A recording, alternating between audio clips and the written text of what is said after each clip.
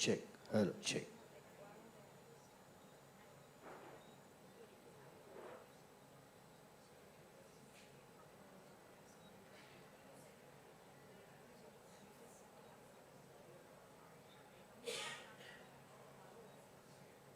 Hello, check, hello, hello, check.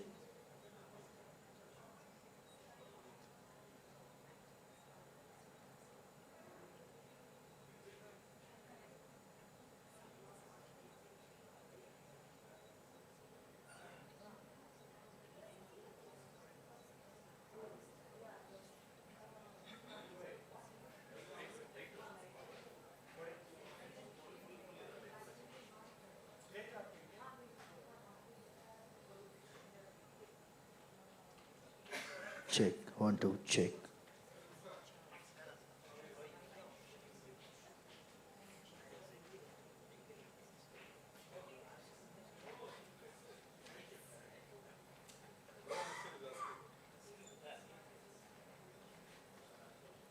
Check, check, check 1.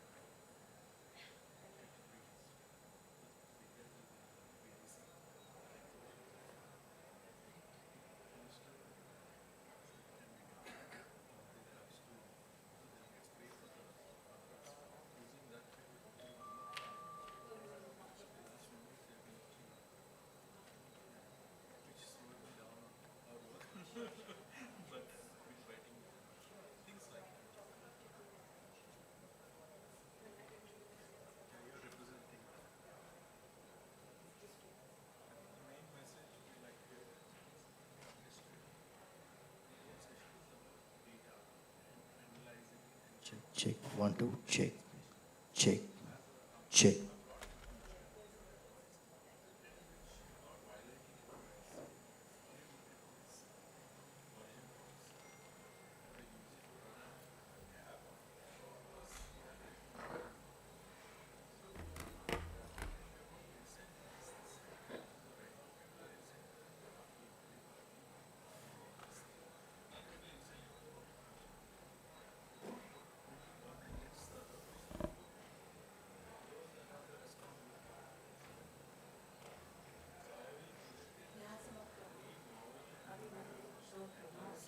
वो नहीं है वो डिस्प्ले नहीं होगा ओपन है तब से क्लिकर और लैपटॉप बस रख दी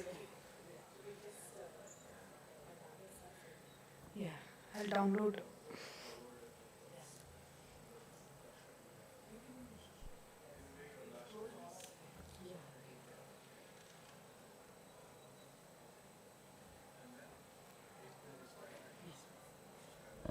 नहीं डाउनलोड हो रहा है 2 मिनट लगेगा डाउनलोड 2 मिनट ऑफलाइन कर लेते हैं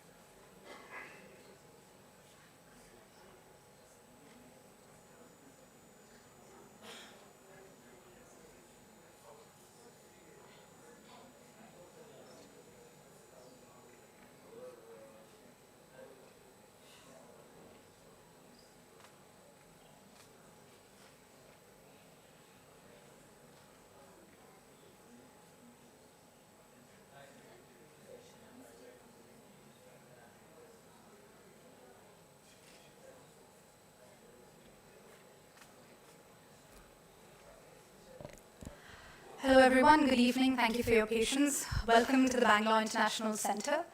BIC, established in 2005, is a privately enabled public purpose institution for informed conversations, exchange of ideas, arts, and culture. Today's program is Building and Managing Urban Transport Networks, a dialogue to strengthen people-first mobility, presented by WRI-India. Before I hand over to the WRI team to take this evening's proceedings forward, may I kindly request the audience to put their phones on silent for the duration of the program. The program is still 8, and it will have a Q&A after the panel discussion, so please hold on to your questions and comments until then. I'd now like to invite Pawan from WRI India to set the context for today's event.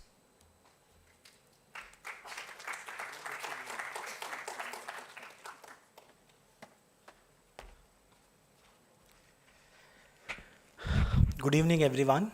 A warm welcome to this series of sessions that we're actually going to do on urban transport. And I wanted to welcome you all on behalf of WRI India, and also just set a context of why we are doing this conversation to begin with. I think we all understand the importance of transport, how it provides access to jobs, to healthcare, to education, to recreation. I think it's the backbone of any city, and for that matter, any economy, right? Like the whole integration of land use and transport is very crucial on how cities become competitive, how cities are actually people friendly, and how decisions being made in cities are actually based upon data, based upon evidence, based upon participatory approach, and what actually, how do we put people at the center of decision making and conversation. So I think this is an initiative under the Shift Transport, which is actually a collaborative platform, and I welcome today all of you as an individual and an organization to join this Shift Transport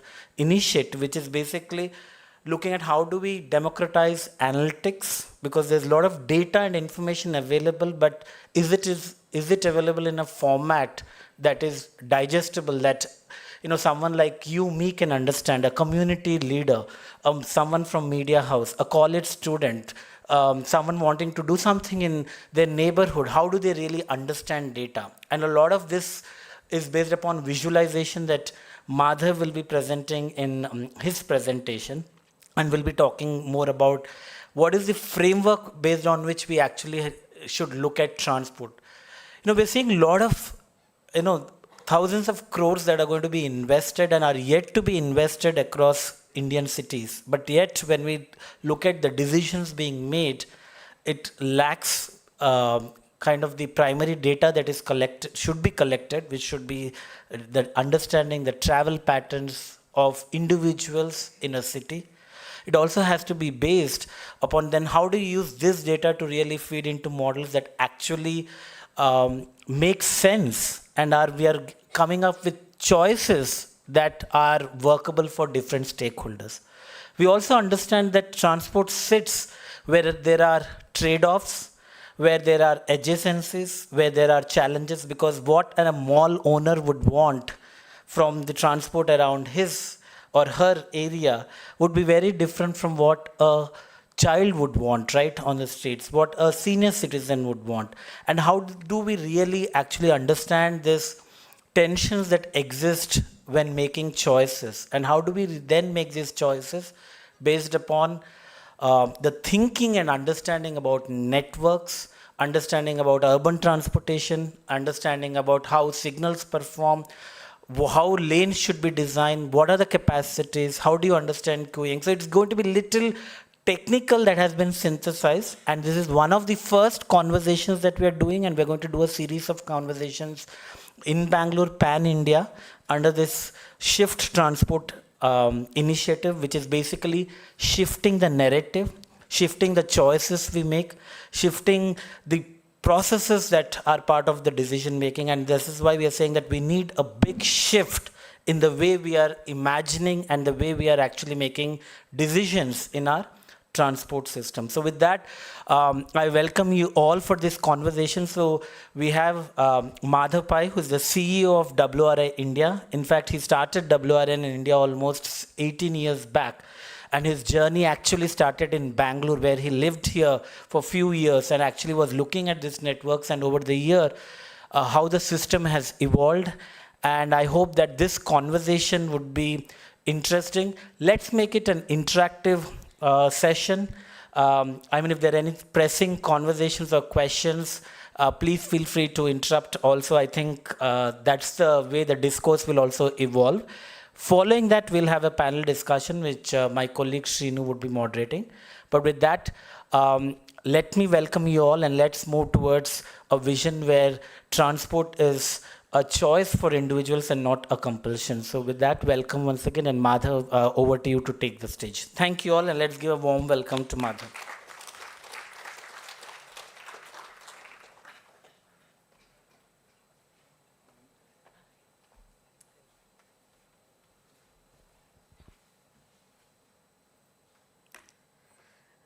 Good evening, everyone. Thank you, Pawan, very much for that context setting. I mean, in a way, Pawan spoke a little bit about shift transport, but for me personally, I think the inspiration to really have this kind of conversation came from this survey. There's a TomTom is a device that probably gets now it goes into most of our cars as well. Basically, TomTom publishes the most congested city lists every year. And so, Bangalore will be in the top. I mean, Mumbai as a city was, always comes on the top and says, I'm from it, that, the average speed is 10 kilometers an hour. But if you dig a little deeper, and I'll speak about this from the perspective of Mumbai, it says that they only look at the most congested stretch in the city, look at peak hour speed and divide it by the speed at night. And then that's sort of the most congested stretch.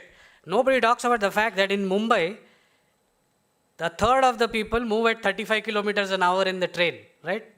So it's not that Mumbai streets are not congested. That's not the point. But I think that's not the right representation, because then you're trying to solve a very different problem, and then we enter this. So with that sort of understanding, we decided to see if there is a way for us to just sort of broaden more or democratize more the understanding of the very basics of transport in cities. So, this, I don't have to talk to you about, the challenges in Bangalore and how they continue to grow. Also, I mean, this is, and one of the things we try to do is also show these kind of visualizations. This is just showing you how Bangalore in built up area. So this is basically satellite imagery showing how much new concrete gets poured in Bangalore every year. So you can see how the sort of urban extent increases, and I mean, there's some numbers about certain, but basically, about 150 Chinnaswamy stadiums a year of area gets expanded every year. That's the kind of thing. So with that, I think really wanted to talk, I mean, again, transport works on very basic microeconomics. There's demand, there's supply, and there's performance, right? And again, that's why I think performance should have more indicators than just the most congested road in the city, and that's what we'll talk about. So I'll go step by step, talk a little bit about demand, how do we understand demand, and then what is supply, how do we even have ways in which we can comprehensively understand this for the city, or are our cities in India understanding this, and then basically how do we think about performance. So demand is basically the only way today accepted practice to calculate demand in a city is to do a 2% household survey. There are more modern methods that people talk about using cell phone data. People talk about doing it using now Google Analytics. You can tell how many people are in a restaurant, and use those kinds of things to build AI models, etc.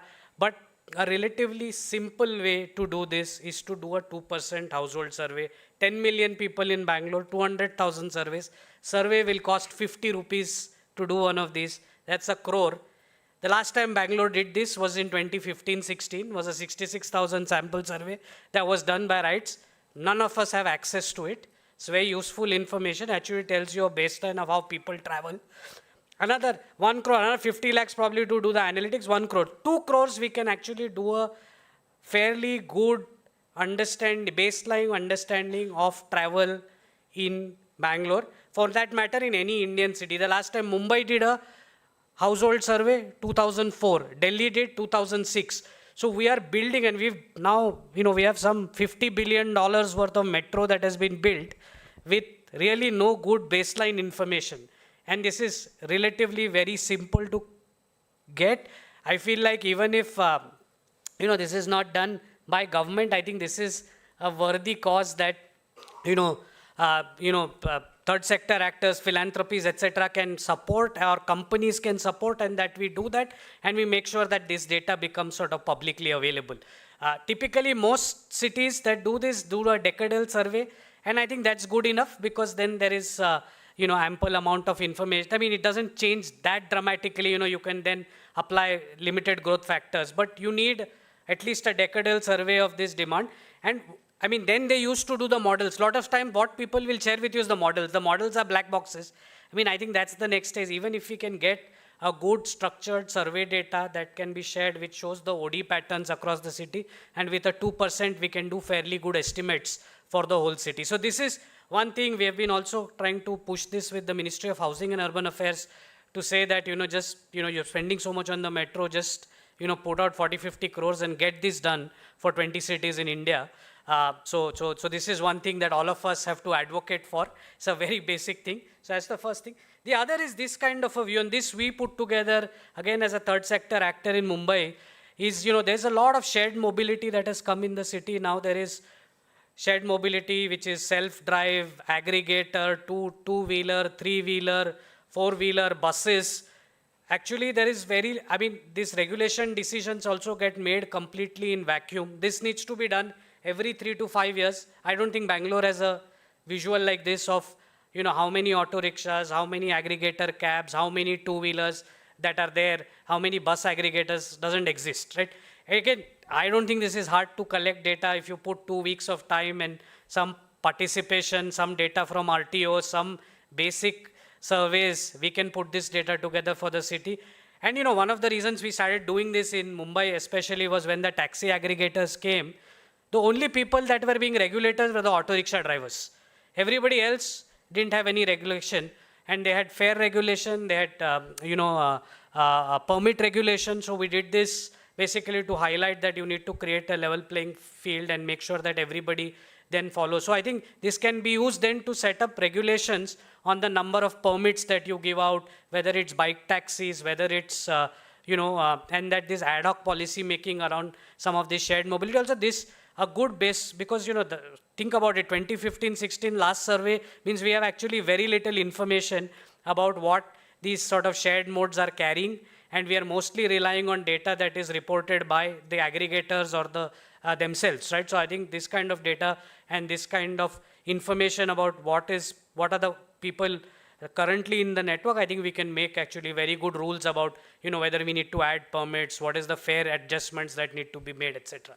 And, basically, typically, anything. So, for example, if it's auto rickshaws, right? So, eventually in any city, whether it's auto rickshaws, whether it's buses, you are really regulating only 5 things, right? You regulate the route on which they operate, you regulate whether they have a permit, you decide the fare, right? You decide the driver. As an individual, when you are a private vehicle, your vehicle has to pass certain safety standards. You have to take a driving license. The rest of it, you are free to choose. Whereas an auto rickshaw will the city decides the fares, the city decides the permits. Some cities don't have permits for auto rickshaws. Then routes is what we decide for public transport. This is the basic regulation framework. So once we have this sort of vehicle data, then based on that, you can basically design the regulation and the enforcement for the city. But today, again, I think we are to a large extent only really doing licensing and vehicle testing. Beyond that, we are not doing really any regulation, and then sort of interim rules get created for cab aggregators or auto rickshaws, etc. And some fares we decide for certain things. So I think this again, how do you make this a systematic exercise? So just to sort of talk about, there's demand, then there's supply. Supply basically has 3 things that you want to talk about. The vehicles. So I was talking about vehicles. The second thing is, of course, the streets or the right of way of the streets, and finally we'll talk about the network. So just to make, so I think, that's the other thing. So, the other second conversation, of course, that happens in our cities after congestion is potholes, right? So, if anybody wants to talk about transport, we talk about congestion, we talk about potholes. And I think it's important to understand that there are three elements that a road network has, right? There is the civil engineering, which is actually the surface of the network. Then there is actually the movement on top of that. There is some traffic engineering, but that leaves out all the people walking. So there is some people engineering also, which we need to do on these places. And of course, in India, we also have a lot of land uses, people actually running shops and other things on these in the infrastructure. So it's really not traffic engineering, it's also the right-of-way management. So one is asset management, which is basically most infrastructure companies know how to do asset management. What is the value of preventive maintenance? So we need to talk about it. And the third thing is network design. Now, network design in our cities happens only when we do the master plan, right? So the master plan is done and there are no actual networks specialists there. Some lines get drawn in the master plan and then the master plan has a 20-year life. That's the only time actually we do a transport network design in our city. So I think these are, again, missing things, very doable, and we have to figure out.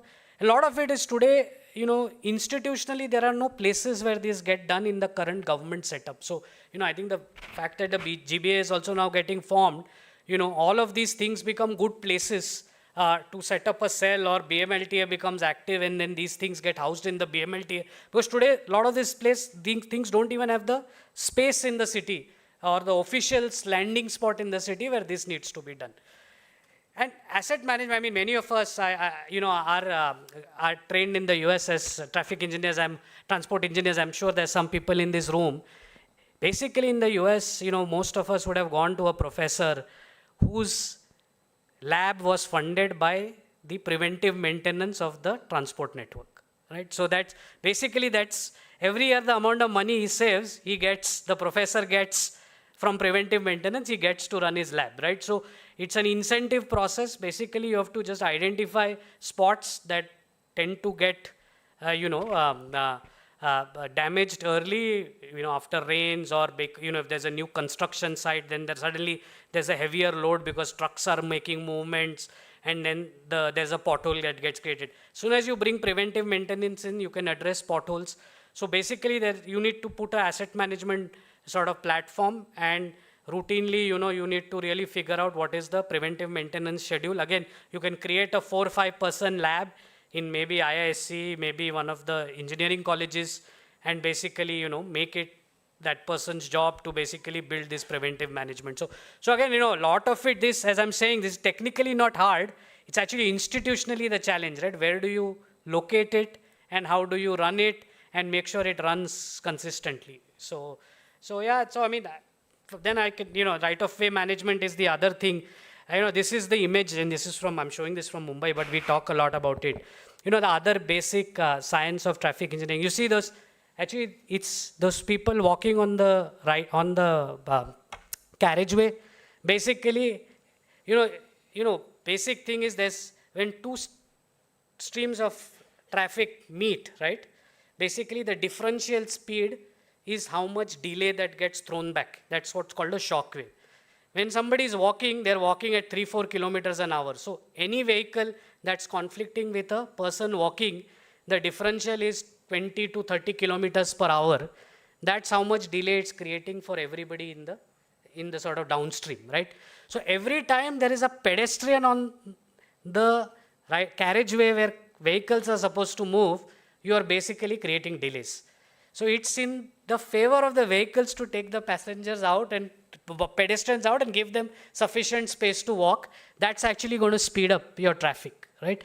So I think this understanding is extremely important. We need to create adequate space for pedestrians. And in our cities, the other thing, from a road safety perspective, right? Most Western countries came up with this idea that we can get to vision zero. So they said if you put seat belts, helmets, airbags, basically Sweden saw its fatalities go to zero. If you do that same modeling for our cities, it basically never starts to go down, partly because we have such a high volume of pedestrians on the street. And that's just the nature of our cities, and it's a very good thing. A lot of cities in the West are striving to get there, but then you have to provide adequate space for them. And if you don't provide adequate space, they'll spill over into the right of way, and that's going to impact all of traffic. So it's absolutely important for us to keep the city moving to make sure that there is adequate space for pedestrians. These are images I'm sure you can see. I mean, there are pedestrians walking essentially everywhere, right? Everywhere. If you stand, in fact, I always challenge people, stand at any place in an Indian city, count the number of people in cars, count the number of people in foot. You'll always see the people on foot are more than the people either on a two-wheeler or inside a vehicle, right? So, and we basically, we call it traffic engineering, transport engineering. So the people are left out, right? They're not even part of the consideration. So this becomes an extremely important thing. And, and then of course, at junctions, it becomes even more dangerous. And there are very scientific ways. This is actually the Suraksha initiative that our team has been doing, where you basically, like I talked about the conflict points, you identify the conflict points, and then you can put traffic engineering features like this to eliminate the traffic points, conflict points, and reduce the conflict points, you get better flow, right? I mean, that's the whole point. And of course, you need continuous lanes. I think, this is again a feature, especially of Mumbai, where, we are always doing land acquisition. So every time, so if they get a plot and then the traffic lane goes like this, like this, like this, that's really bad, because without contiguous lanes, you are just, again, really creating a lot of bottlenecks. So contiguous lanes is absolutely important, aligning them. So these are very, very simple things that we need to do. So right-of-way management means taking the pedestrians out, solving for junctions, doing contiguous lanes. There are 2-3 other important points on this. Is the one thing about traffic signals. I think, again, there is we operate, but India mostly we are in oversaturated conditions, right? So there's always more demand, more volume than there is capacity. So in that case, these very adaptive, what you need is basically signals that are better responsive, that can be centrally coordinated and are able to have 3 or 4 signal timing plans. Means, night has to have a separate signal timing plan, morning because of directionality, afternoon and evening. You don't need anything more than that. And so how do we make sure all the signals in the city have, again, this will require regular traffic counts. Now it's very easy to do, again, traffic counts, because, you can do video detection and all of that. So all the signals in the city should have count data, and then we need to use that to do signal timing plans for the whole city, and it needs to be updated every year because changes happen. Again, we need to find a place. Unfortunately, traffic engineering in our cities happens in the police, right, where there is very little traffic engineering capacity. So again, we'll have to figure out institutionally, where do we create this traffic engineering capacity? Does this now happen in the roads department in BBMP, or you create something independently in the police, but you need to create a place where this happens systematically, and then you have the same sort of system throughout the city. Again, you don't need something very sophisticated. You just need something that you can measure every year and manage. Of course, last couple of points on this, and this is the hardest challenge, of course. And I always like to tell this story. Many of you have heard about Paris now going more towards cycling and walking and all of that. So in Paris, what has happened is very few people own cars now, right? Especially in the center of city. And they built basement parking, right? And now nobody uses those basement parking. So the basement parking is either getting encroached by homeless people, or it's becoming very rodent infested, that they are now filling basements by pouring concrete into it because of this problem, right? So principally, I think so I think to not get there, I know it's very hard for us to create buildings with no parking, but eventually I think as a principle, all the parking in the city needs to be paid, A. 2, it needs to be public, so it doesn't have to be private. It can be a parking garage which is like on every corner or something like that, or you create, even if private developers create parking, they can create sort of public parking that can be shared. And of course, it has to be off street, so you can't have any parking. So these are the 3 principles. Of course, this is the hardest battle to fight. You can't take away a freebie that you've given. And wherever this has happened, it has become big political movements. It has required some firebrand political leader to take this up and do it. But it needs to be done. If you don't do it, we'll always continue to. It's a freebie. It's actually very, very, it's a very big freebie because land is very, very scarce in our cities, and we're giving it for parking. And this is a great example. So this is the thing. So this is just again right-of-way management. I think requires these elements, like I said, contiguous lanes, junctions, parking. So all of this today, actually, there's really nobody in our cities that is even sort of. So how do we create also the institutional space to do it systematically becomes extremely important. And again, you can start. 10 arterials in Bangalore can be the first places to start. But slowly then it has to go to the secondary and the tertiary networks that happen. So I'll talk a little bit about last mile connectivity later.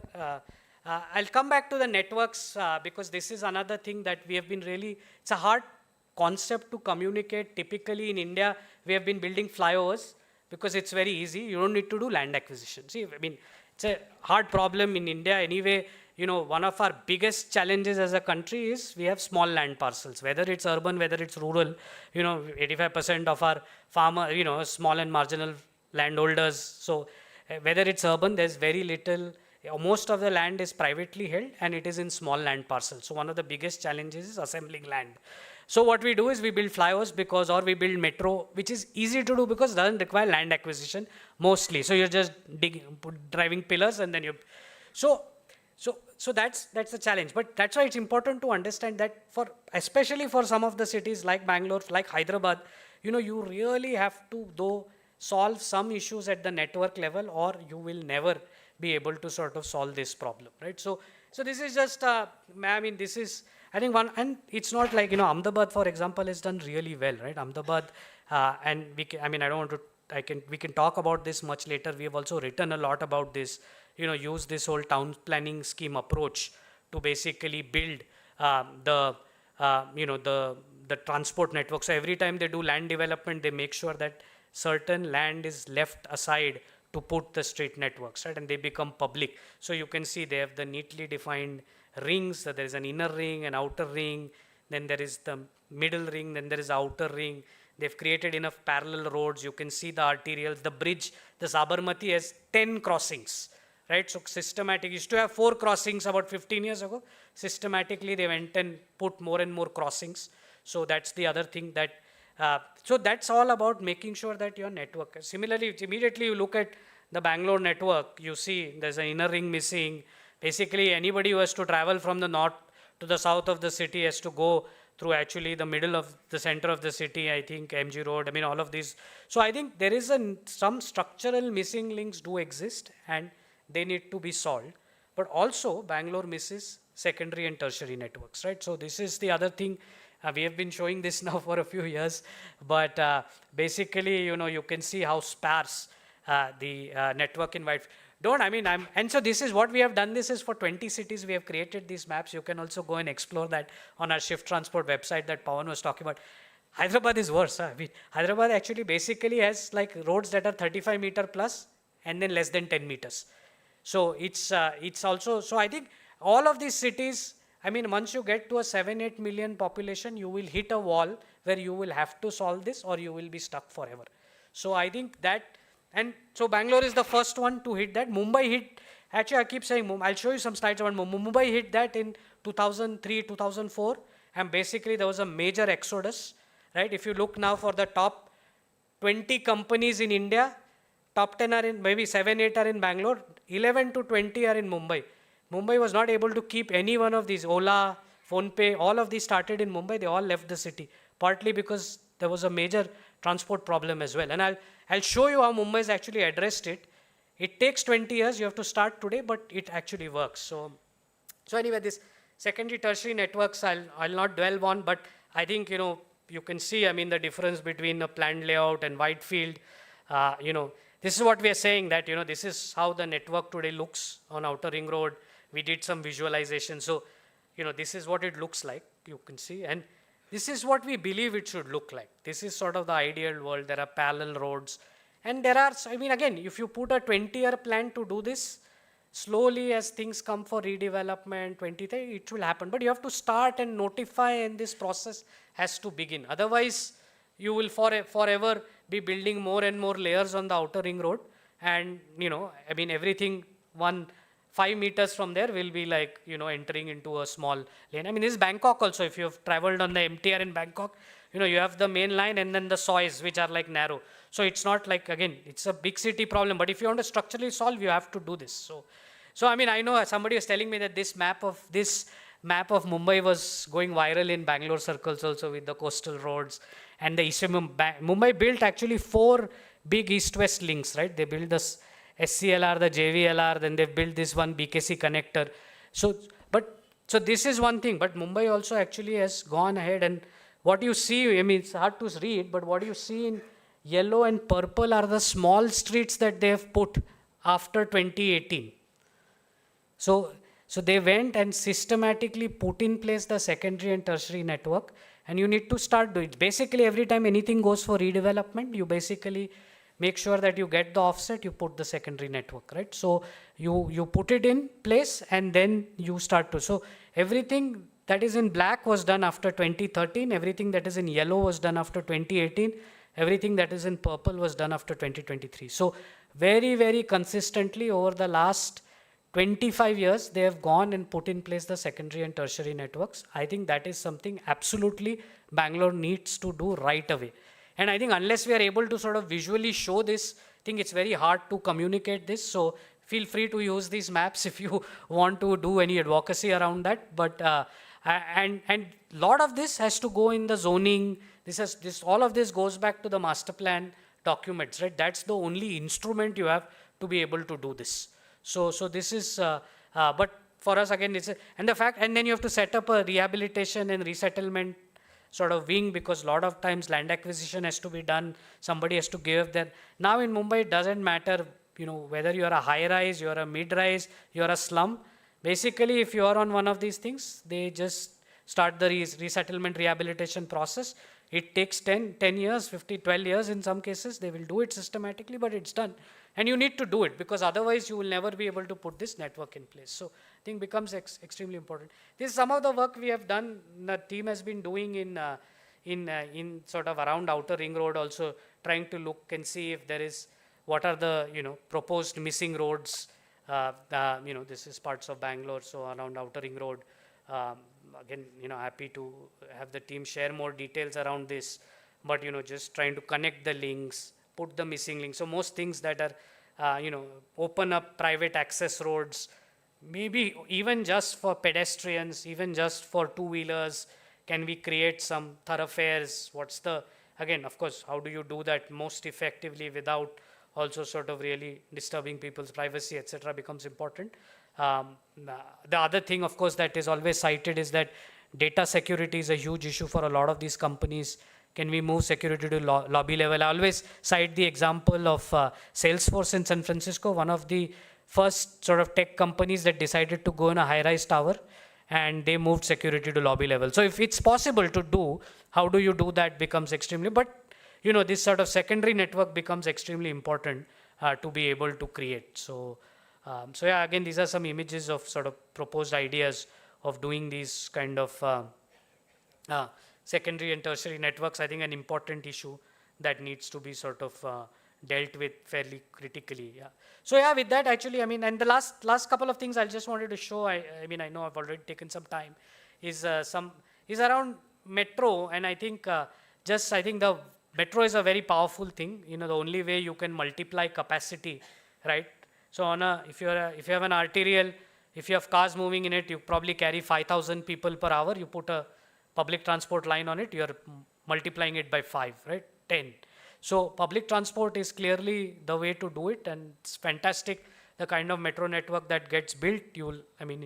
But last mile connectivity is also important. One of the things that we have found about last mile connectivity, and it's very interesting, that people have we did a survey across 3 cities. People have a time budget of 30 minutes, 30 to 35 minutes.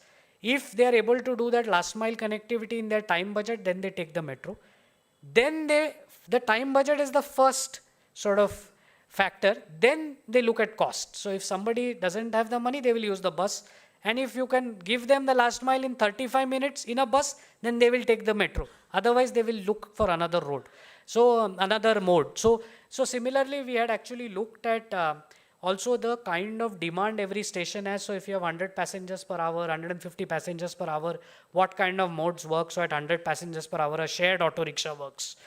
Then how do you do permit it? How do you again, regulate it, enforce it? But I think it's fairly empirical. Once you know the demand of the passengers at a station, you can pretty much design the service agreement, the mode, the service agreement with the private sort of entrepreneur or a aggregator to be able to run this service.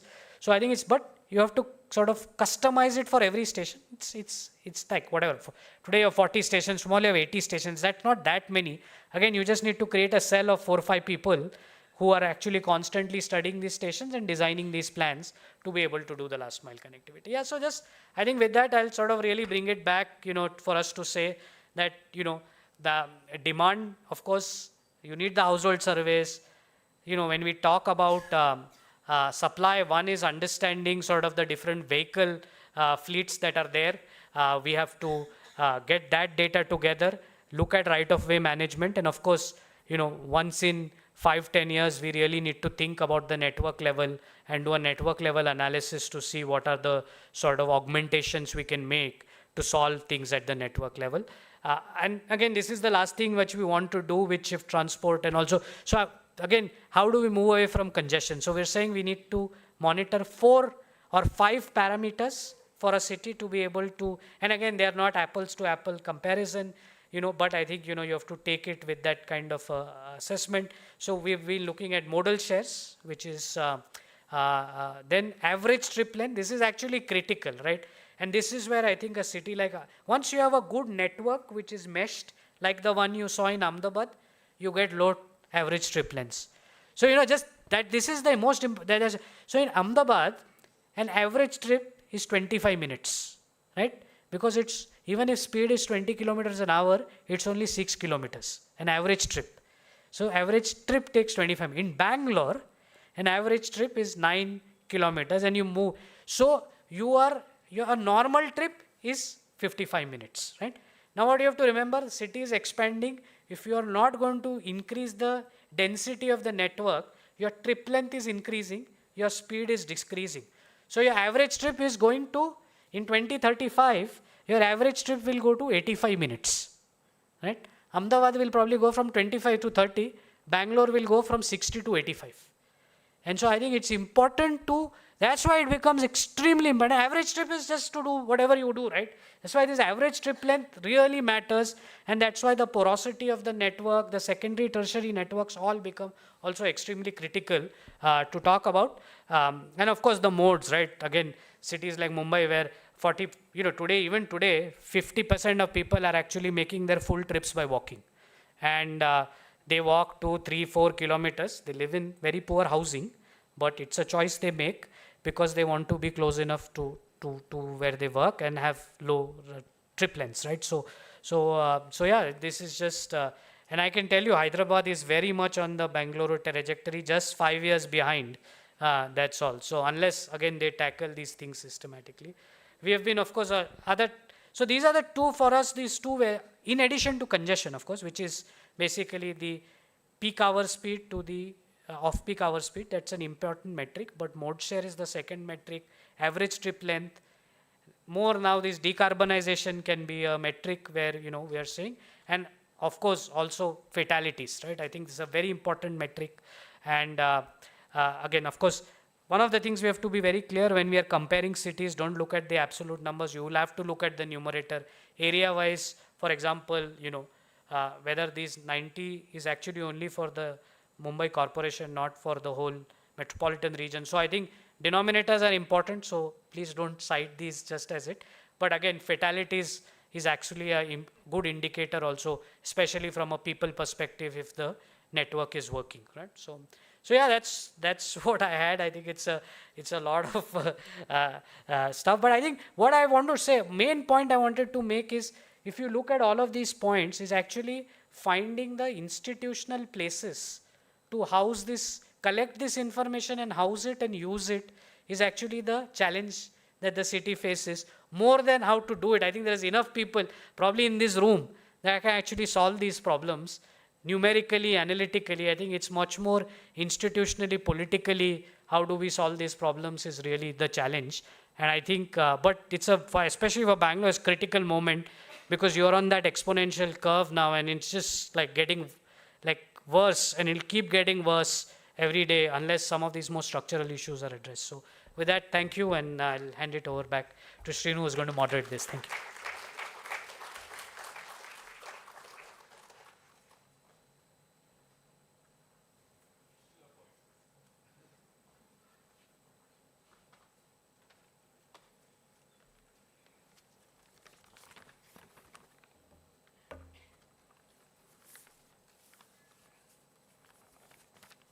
Now that the class is over, exam will begin in another 5 minutes. You ready? All right. It's graded on a curve, so it all depends on how everyone else has perceived the information. Thank you, Madhav. That was really a whirlwind tour of mobility science. There is a lot to it, as you all know, and now you know even more, those of you that are not looked at it from a scientific perspective, because we're always fighting tunnel beta, flyover beta, this, that, all that's important, but why beta or what Beku and what is Beku when? Those are the kind of things that we think that will come out of discussions like this. A lot of wonderful folks here. When we planned to do this on a Monday evening, we had, first question was how many seats are in the auditorium, right? And I'm very happy to see most of the seats are occupied, and this conveys the interest in mobility in this, and we always said that this is a technical session, and still so many brave hearts are here, braving the traffic and braving the technical definition of it. So really thank all of you for being here this evening. Now we move into the second part of this evening, where we have a discussion with some of you sitting in the audience, hopefully representative of everyone in the audience, and then we have enough time to take a lot of questions from the audience, so please feel free to come in and bring in your questions. So without any further ado, I'll invite all the people on the panel. Please come and take the seat. Satya Shankaran. Okay, there he comes. Bicycle mayor as well as urban morph. Many of you know him. Meera is wearing a SOS hat today. SOS stands for Save Our Sarjapur Road. So I think we all agree that that needs to be saved. Please, Meera, come and take any seat. If you can leave the last chair for me, you can sit anywhere you like. Naresh Narasimhan, okay, veteran of these battles, as you all know. We have Gayatri. Gayatri is coming from HSR Layout. She brings a very different perspective. You'll hear from her short. Thanks, Gayatri, for coming. We have Ms. Soumya Venkatesh, representing the corporate Bengaluru today and also Electronic City Association. Thanks, Soumya, for coming. And if you think Madhav is technical, wait till you hear from this guy, even more technical. Half the time I don't understand what he's saying. Venkat is from Arcadis. Venkat is brains behind Astram with BTP, as some of you would have seen that. A lot of traffic science done. I request Madhav to join us on the panel. And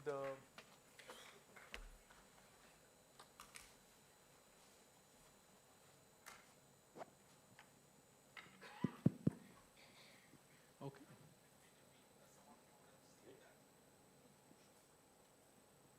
Naresh is Googling himself on YouTube.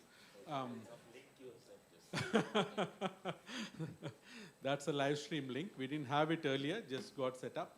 If any of you want to share it with others. Anyway, the video will be up later. And I must also acknowledge the efforts of BIC team for setting this up so quickly. Thank you, Sandhya and team.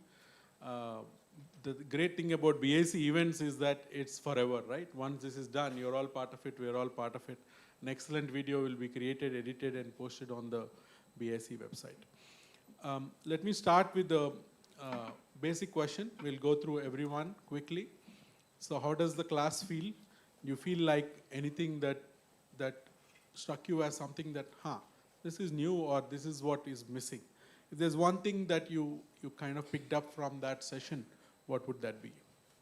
We'll go to my right.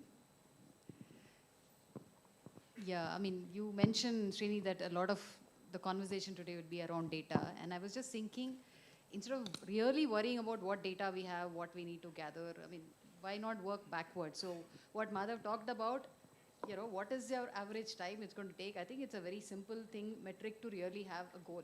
We don't want to wait to 85. I mean, this average 1 hour is enough of a torture. So how do we get to, you know, halving that, yeah. I think that would be a The good triple goal. nth is the one Yeah. that caught your attention. Yeah. Okay, Satya? I think we did still talk about motor vehicles and traffic. A lot of it was understandable in how it is presented, but I worry how we talk about this with different sets of people who don't need this jargon, but it's important that we understand the basis of how it works. That's my worry as to how to do this. Whether this translation. language is understood by the decision makers. Yeah, because I do that in my podcast as well. I talk this language and nobody seems to understand. Yeah, I've been watching your podcast in preparing for this panel, so I'm going to remind you of some things you said. So, Naresh, we have very good data, I would say, because we keep knowing, getting in media how many potholes are left to be filled, when is the deadline. So, we seem to have a lot of excitement about counting potholes, and which is never accurate, and yet we keep counting. Media is very interested in the number of potholes. What is it that stops people from doing the data that Madhav is talking about? Why is it that we are reluctant to gather the data? Is it a systemic thing? Bangalore doesn't have a mobility crisis. It has a governance crisis. Fundamentally, if you start looking, if you start looking at the whole problem, like Madhav, I must compliment you for the depth of the data, but that is the problem that I'm struggling with all the time, is that everybody is thinking in silos. Flyovers or tunnels, they're just another fancy word for band-aids. Right? It's just a band-aid. There's no network thinking at all in the entire system. And each agency, to some extent, hopefully solved by all our collective efforts in the GBA, is that at any given point, there are at least 7 or 8 mobility parastatals operating inside the city. And a bunch of whole lot of others that you pointed out, that the traffic unions and the cabs and the aggregators, each adding to their mix. Even that, the data are in silos. I mean, forget about interagency data sharing. Even in your traffic, even in your mobility parastatals, the BMTC does not want to share data with the metro. The metro doesn't want to share its data with anybody else. Or maybe the other way around. Some variation of this. So I really think we are focusing on the symptom and we're not focusing on the cause, which is basically fractured governance model. So the governance of mobility is stopping us. Governance of city, of which mobility is a small part. Okay, Gayatri, what caught your attention from Madhav's presentation? I really think that one, the data was amazing to look at, because today I think a lot of our infrastructure is being built on very static data, and I like that this was very dynamic. I like that you spoke about, you know, not on primary, secondary, and tertiary infrastructure that needs to be created, because you may take the road, you know, you open your Google Maps and then you start navigating, but inevitably you're inside Ijipura or, you know, something like that, right? And that's Bangalore right now. But Ijipura does not have the width of road to sustain, you know, how many vehicles are commuting in that area. But then people live there. These are people who have lived there for so long. We're passing by their homes, etc. Right? So I think that was information that was relevant to. That is information that we must discuss. Okay, Soumya. Good evening. For me, I think, again, data as a starting point was a key takeaway, because I work in Electronic City, and that's an independent or autonomous industrial township. So when we have collected data from all the companies in that township It's hard. We're still struggling to get data from most of the companies there. We have large companies to medium and small scale. But I still think it's a great starting point because you can't really manage what you don't measure. And that has helped us make so many policy changes within the township and pilot so many ways in which we can manage traffic and do better. Okay, Venkat. I think there are three key things that I'm very glad to note, and then I'm seeing the change slowly happening. One is about the data being made available for decisions. I think the lack of data for decision making has been a biggest curse that I've been seeing in last decade or so with the authorities. That's one very important point. Second is about the supply side, the infrastructure that we talked about, the road infrastructure, especially the tertiary and secondary tertiary network. One of the important things I would definitely agree with you is that there's a lot of capacity available, but then it's not being put to the right use.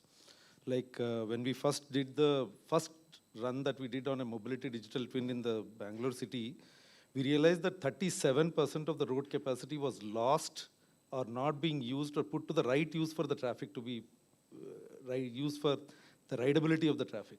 You mean it's occupied by parked vehicles? By or dumped, some garbage being dumped or whatever, like what he was saying, right? When people don't use the footpath for walking and they are using on that, it's a lost capacity for us.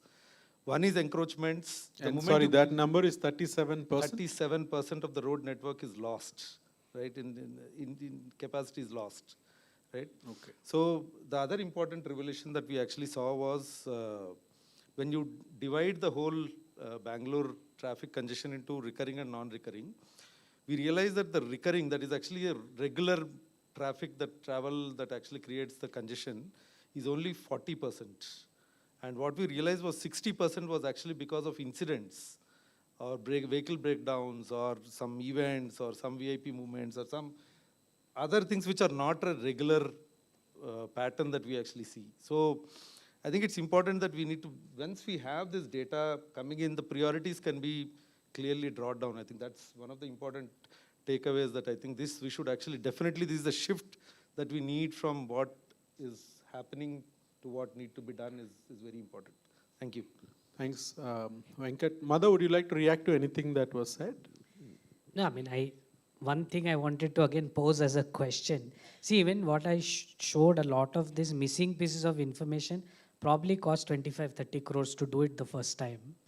And if we want that data to be truly public, is there some kind of city level initiative that can be set up to be able to do that, so that that's a question in a way, and if anybody can respond to it, I'd be interested. If I understood correctly, the main thing you're advocating for is have a periodic household demand survey in every city.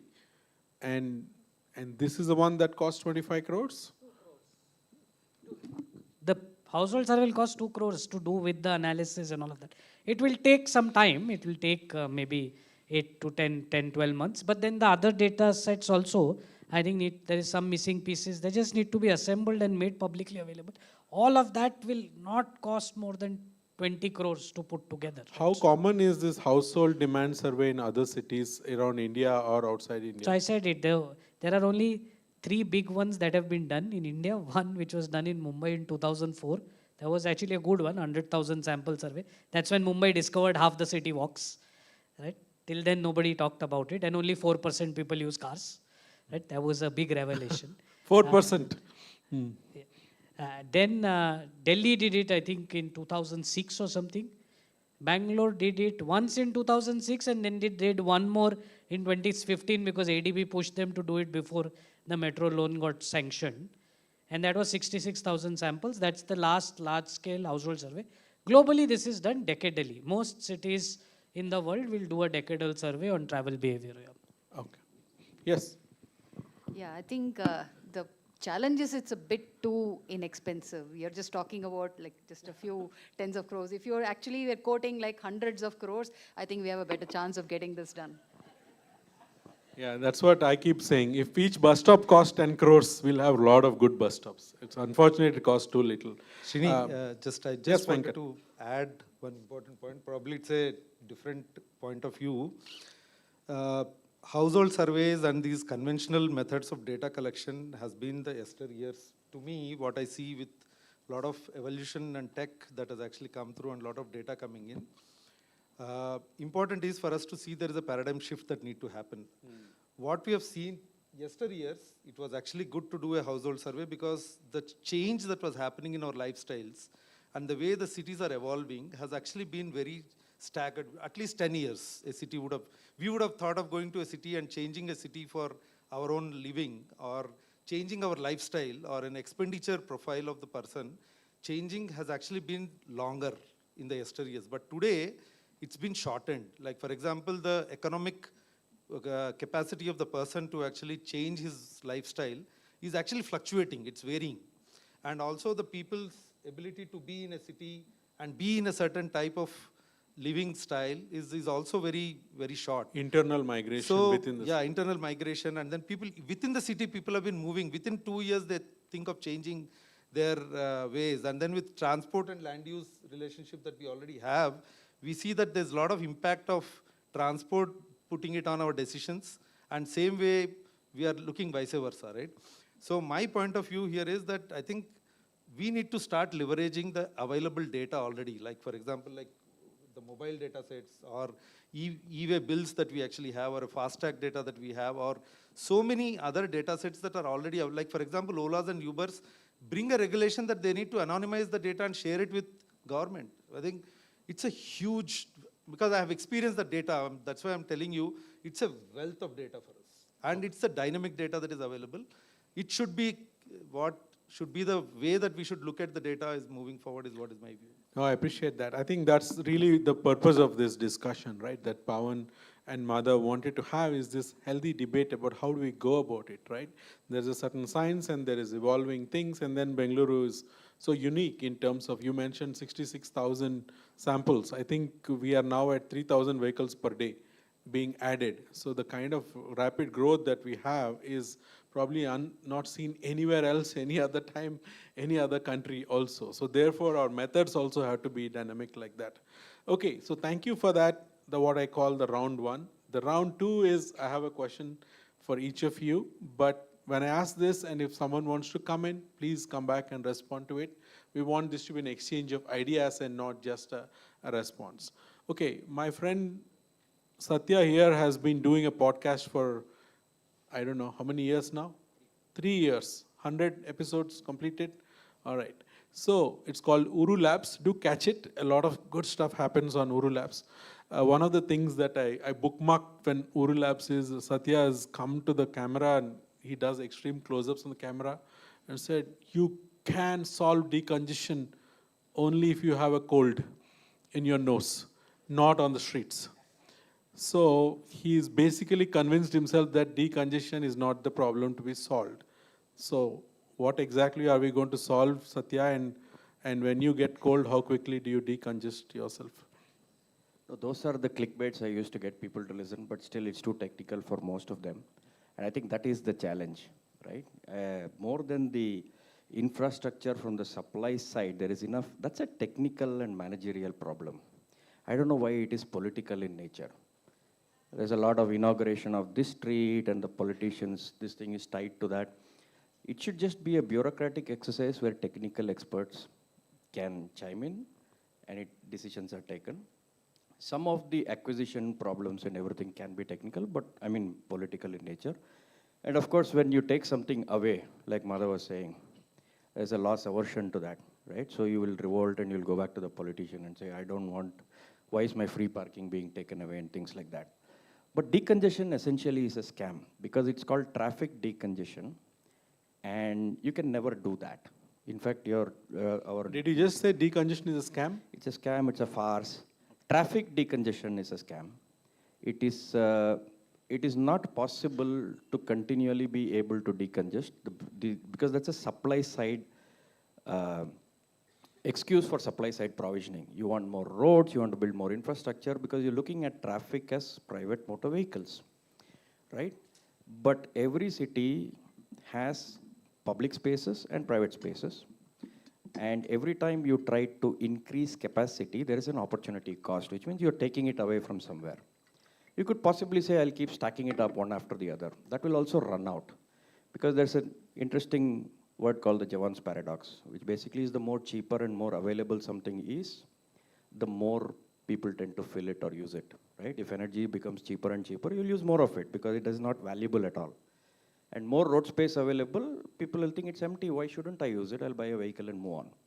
So when road space is infinite, you will always push the boundaries and say, "Nahi, one more lane, bro." That's a popular meme. The paradigm to think of is, if you go back to what Madhav said, is moving people. He said that, and then we moved on to all the road spaces that need to be created. Of course, people also move on public commons. But an architecture which basically says, there has to be equity in how people move and how many choices we provide them. So efficiency of existing road space is very important. It's again, I'm trying not to use those technical words, but you have to believe that if you have X amount of road space, how can you claw back that 37% Venkat was saying? Why not? It has its costs, which means people will have to pay for parking or it will be banned in some places. I work near RV Road metro station. That parking is now paid and it is completely empty, and only some of us park our cycles tethered to the things. All of the parking has moved to the service road and it is chock-a-block, right? Because parking is free over there. So the metro didn't gain any revenue, nor were they able to service the request of being able to allow for parking. So the paid parking is useless now, it is completely empty.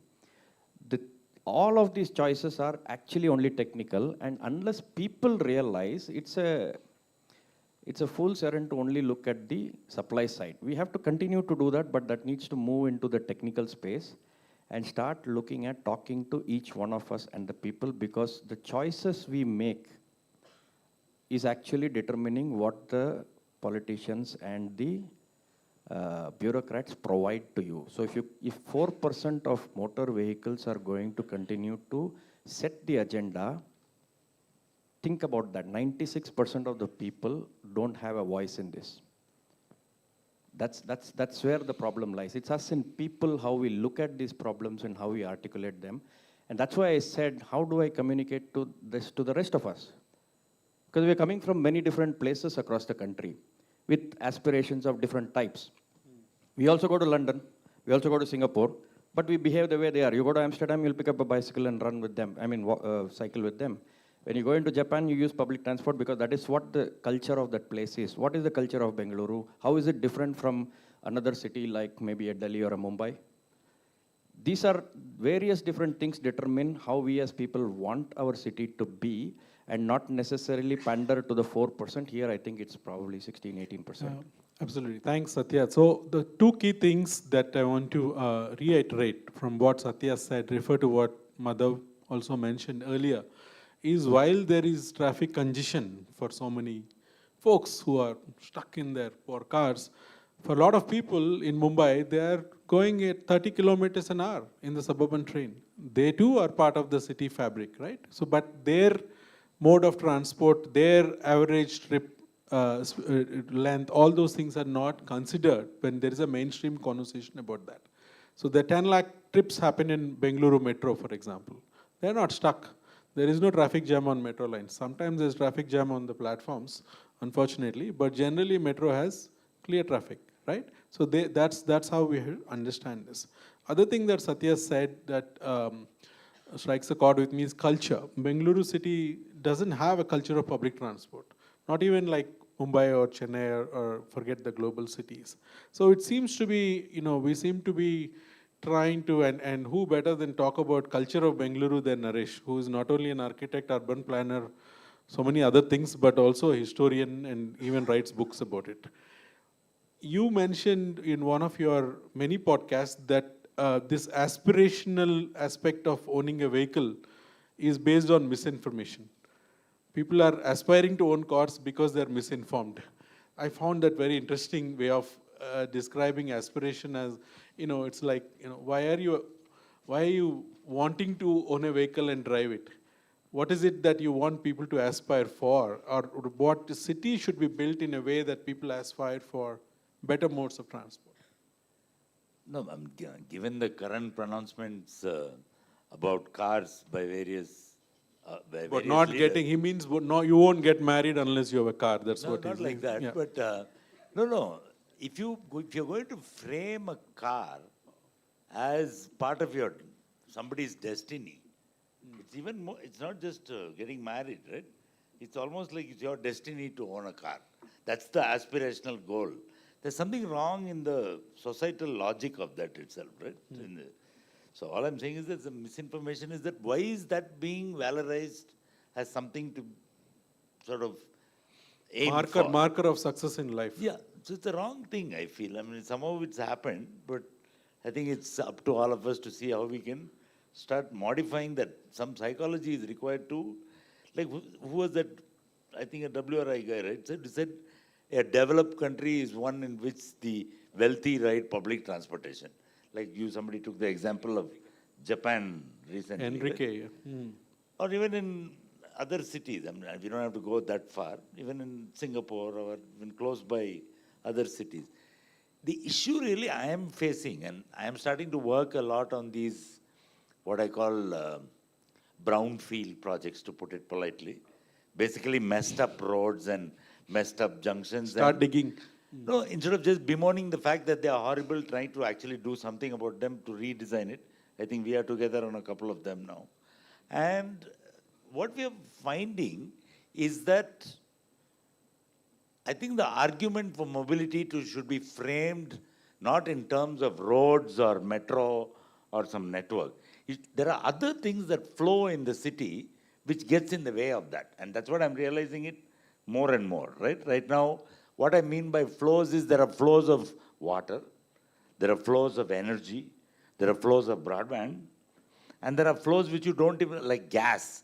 Right now we are working on the ORR, right? The government is now fully seized of the matter that the ORR is a disaster, and if you don't do something, then not much can be done, because all you can do is restore the ROW as it was originally designed. But even in that, it is not the surface on which vehicles move that is the problem, right? Under the ORR, and nobody knew where it is, we are actually using ground penetrating radar to find out, okay? And the ORR, for instance, is not a sin of omission. It is not even a sin of commission. It is a sin of mindless accretion. And if each agency has done whatever they want without telling the other agency what they did, right? So, and in India, we barely know, there is no, as of 4 months ago, there was zero as-built survey data except Google Earth image of the outer ring road at all. There's nobody has any data because it's 7 separate agencies who don't talk to each other, but they all curiously belong to the same government, right? And who, hopefully with the GBA coming in, this problem is going to get solved completely. But the point I'm trying to make is you barely know what is above the ground, but there is one Patal Bhairavi. If you dig the ground, nobody knows what's under it at all.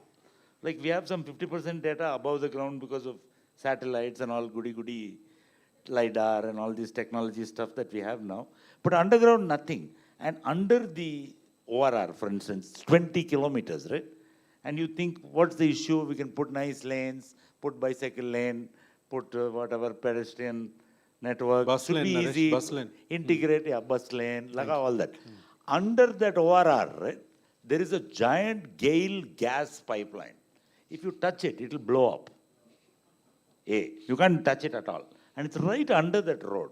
And nobody knows exactly where. It's sort of there, right? It's all gas. Wait, the horror story hasn't ended. There are 6 separate KPTCL cables, of which the KPTCL only knows where it starts and where it comes out at the other end. Where it is, nobody knows. Okay?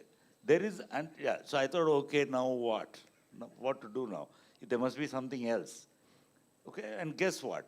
Kaveri Stage 5 pipeline.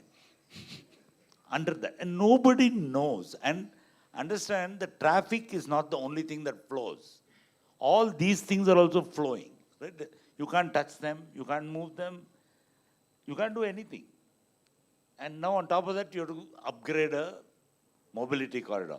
While I understand all the surface level that you spoke about, whether it's demand surveys or making sure metros go and connect, somebody has to do that hard part of fixing all the flows at once. Unless you do that, and we've tried it out I mean, this is the first time I'm a little sucker for punishment. I did this on Church Street for 951 meters. That's 1 kilometer, that street is. And then we did a 10-kilometer drain, which was not so bad, only some stuff. This 20 kilometer is turning out to be a nightmare because nobody knows, they barely know what's on top, and nobody knows what's underground. So it's like, so You're scaring away all the people that live around ORR, Naresh, so, I think. I mean, the good news Please. is now we have technology, what you pointed out. And if we do not leverage technology, I think Venkat is also working with us on this from a, and the other thing that you notice that in Bangalore, particularly, and all over India, total disregard for human safety when a public project is being constructed. No care for the construction workers, no idea. People, they leave, dig one big pit and go, some poor two-wheeler driver will fall into it in the middle of the night. You know, so I think, Venkat, I think it's a nice collaborative project we have done with you all and with many other contributors, where I think for the first time we will show Bangalore how to build a road properly, or in this case, how to restore a road properly. Okay. And I think it's very, very important that EHS, environment, that's one point you didn't bring out, from an emissions point of view. I think in Bangalore, because of the slow speed, usually I'm an architect, and we always get blamed for maximum carbon emission, right? 40%. You guys, construction sector is contributing. What you don't realize is you live in it and you work in it. Even if you want to do AI, you still need a blasted building to do it in. Right? So, but in Bangalore, the curious thing is that because of low traffic speeds, carbon emissions are starting to equal building emissions, which is even more dangerous. You see the AQI index yesterday. As long as Delhi is beating the records, nobody's going to talk about Bangalore. Now, man. Yeah. No, thanks, Naresh. This can be an entire session on its own, and we promise one of the dialogue series Pawan promised will be on ORR and what's under the ORR. And we take volunteers who will go under the ORR. Meera, I know you have a comment, but I want to move along here. I'll come to you. One more thing before somebody comments. 10 seconds. Under the ground, we're using a technology called ground penetrating radar and understanding mapping underground 5 meters below the ground. So don't panic. He does all that and then says, don't panic. Okay, let's shift gears to Electronic City. That's no ORR, I can tell you that. I go there quite often. Anyone who travels to LCA, Electronic City area? Anyone who works there, been there? Okay. Now that's like, Madhav, that place is like heaven inside the city, okay? It's like, okay, it's written in fictional stories and all that stuff. I mean, where else can you find footpaths that are covered, right? If it rains, you can get off a metro and walk to your office without getting wet on the road, even if you didn't bring your umbrella, right?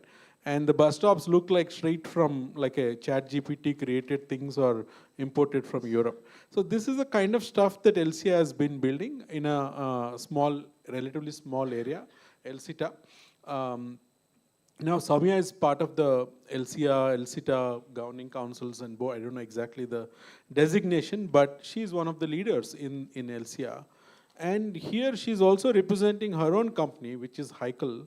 And I must tell you that we're quite thrilled with what Heikel is trying to do.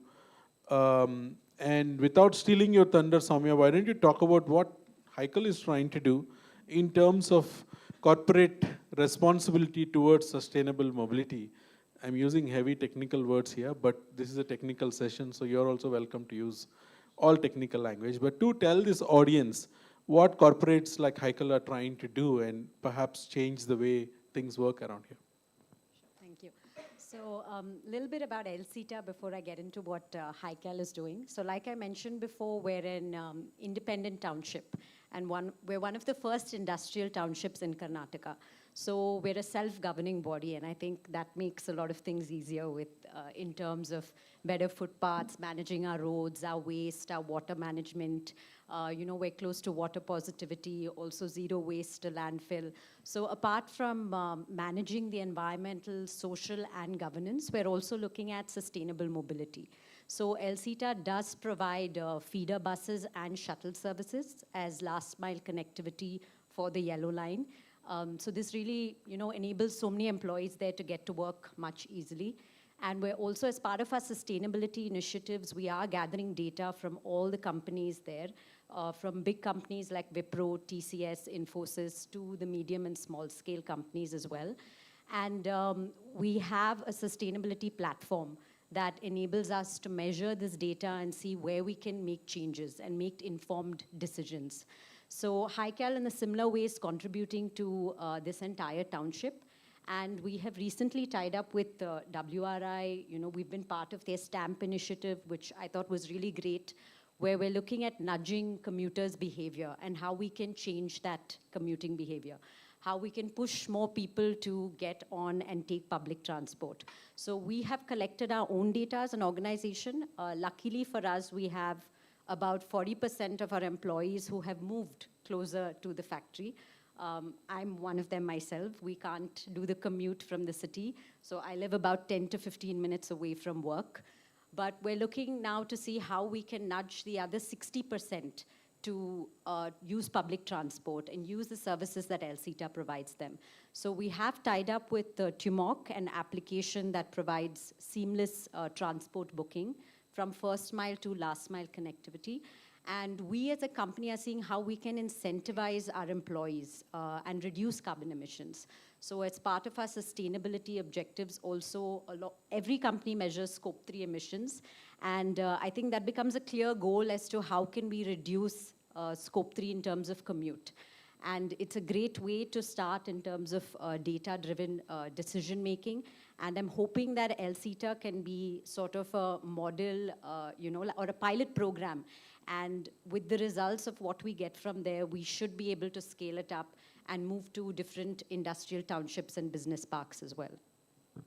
Thank you, Samya. So this, corporates generally have policies if you get a job in any of these big IT companies or the electronics companies or automotive. In Electronic City, they go from robotics to consumer electronics. Everything is made there.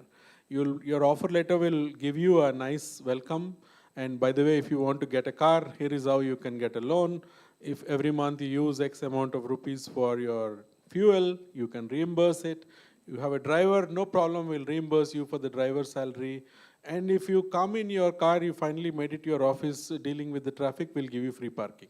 This is how corporates in Bengaluru operate today, right? And what we are now trying to do, and thanks to Samya, HiCal, and many other companies in Electronic City who will be announcing this shortly, they are now finding out corporate HR policies that can now encourage those employees that will now take metro and bus. Members from WEPIA are sitting here, Rajgopal sir and others. We had a call the other day. They saw what's happening in Electronic City and said, can we do it in Whitefield now? So I said, sir, we are expecting to do it after some experience in Electronic City, but if you want to do it now, then let's go, right? So we are going to get into all of these conversations, but this is a demand side and corporates playing a different role, which is important again, because you need to figure out where your employees are coming from. I'll now get the citizens' perspective here, first with Gayatri and then with Meera. Both of them are trying to do similar things using different methods, I would say. Gayatri, you are trying to work with the municipal corporation and try to take control over a section of HSR layout, take control in the sense, take responsibility and work with them. You're trying to mobilize the civil society. You're trying to understand what needs to be done scientifically. So how has that experience been, and was it a hard thing to do because of lack of data, or what kind of data points would you like to see from others in this panel or in the room that would make your work better? And because you're also an entrepreneur and a venture capitalist, I can't resist but ask you, how do we get a lot more people like you to take interest in streets and public transport and things like that? instead of go on building more apps to bring us food within 40 seconds. So thank you for that question. And so a little bit about the project. As it is like everything in Bangalore, the project also is delayed because it took us a lot of time, over 4 years, to discover what and how we should go about doing this project. So the project is called Nadiona. This is simply bringing, we need to solve for our cities, and cities are growing rapidly, and a lot of infrastructure is being added and public transport is being added, and all of that is required, but also our cities need to be more walkable. And if we get more, how do we get more people to start walking? That was really the idea that I started this out with. And over the past 4 years, we discovered a lot of, we did a lot of little activities and little projects to sort of understand what exactly do we do and how do we solve for this in a way that it's not just about one street or one area. How do we make this a little bit more replicable in the larger sense? So we sort of met WRI in that context, and we think what they put together with the Namaraste Kaipidi was quite interesting because it sort of brings that design sensibility where the other parties or other stakeholders within the society sort of understand already. So the BBMP, etc. It's a language that they understand. So we simply started building our solution as a layer on top of this. So Nadiona is sort of, we are trying to hyper-localize what we are trying to solve for in the city. So using data is really, first we understood that, there is static data where you're able to say width of the road, and how big or wide we should build it. And we saw that infrastructurally, sometimes the footpaths are insufficient, etc. And all this data is something you can sort of pick up when you look at the city planning, documentation. But what we really needed was dynamic data to say where are people walking and how many people are walking in these areas and what is the best way. If they stop walking, why did they stop walking? This is the information that we sort of got curious about. And that's how we said, let's hyper-localize this, because it's such a big project and you can't go at it in that scale. It's very overwhelming. So we have a thesis in our organization where we say, who are we solving for? So we say, who is the tiger in this project, right? So the thing is, if you want to save a tiger in the forest, you can't take the tiger, put it in a cage and say, okay, I'll feed it and then keep it alive. That's saving the tiger. Actually, that's not the way, and we all know that, right? So we want to sort of work on the ecosystem around it, make sure the tiger is protected in its own habitat. So similarly, the tiger in Nadiona is people with disabilities. We thought if we solve for people with disabilities, then we would have essentially made the street inclusive enough for everyone else to sort of navigate those streets. But as we all know, disabilities are plenty. So we went through a lot of learning to say what are specific disabilities we want to solve for and how do we solve for them. That's really how Nadiona came into being. And yes, so data is very relevant, and we need to, we use data to sort of say, how do we work around this in a smarter way, right?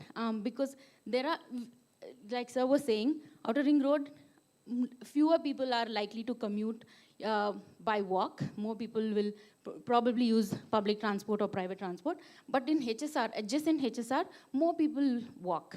And more people walk during the weekdays because they want, they're there working in, they come for work and they're sort of coming out for lunch. During lunch hour, HSR is most congested on a weekday. So we said, hey, if we fix the footpaths in HSR, then we'll probably decongest the street. So that's really the thesis of our project and how we are sort of using this data. Coming to the entrepreneurship question. Please. So as someone, I have, besides the foundation, I have a venture studio. And the venture studio sort of helps entrepreneurs that are solving for cities or built environment, decarbonization, energy efficiency, where we not only invest, we sort of come in as your institutional co-founder, because this challenge of building a solution for solving for such a grand topic is very overwhelming. So we are encouraging entrepreneurs by working with them, where we customize the program to sort of say, how do we help you in you, and it's a unique program. It's not like a one-size-fits-all kind of a program, because we understand entrepreneurship is also like, it cannot go through like a factory system. It has to go through its own unique journey. So we work with the founders, and it's a long, like we take fewer bets, but it's a very long-term engagement. So that's really what we're doing. And yeah, did I miss something? What? No, it's great. I think there's going to be a lot of people waiting to talk to you at the end of this and maybe raise some capital and get you on board as an institutional partner. Yes, please don't let her leave. She said she has some other engagement, but No. you know, you need to get some cash into your project. Speaking of HSR, I want to acknowledge the presence of HSR Citizens Forum here. Yes, Jayanti is sitting there, award-winning citizens group there, feeder bus service. How many of you heard of HSR feeder bus service?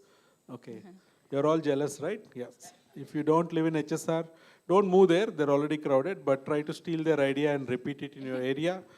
Speaking of walking, Nadiona, I'm also very thrilled to announce the presence of self-declared unofficial footpath mayor of Bengaluru. Where is our man? Right there, Arun Pai, Wakaluru, sitting there.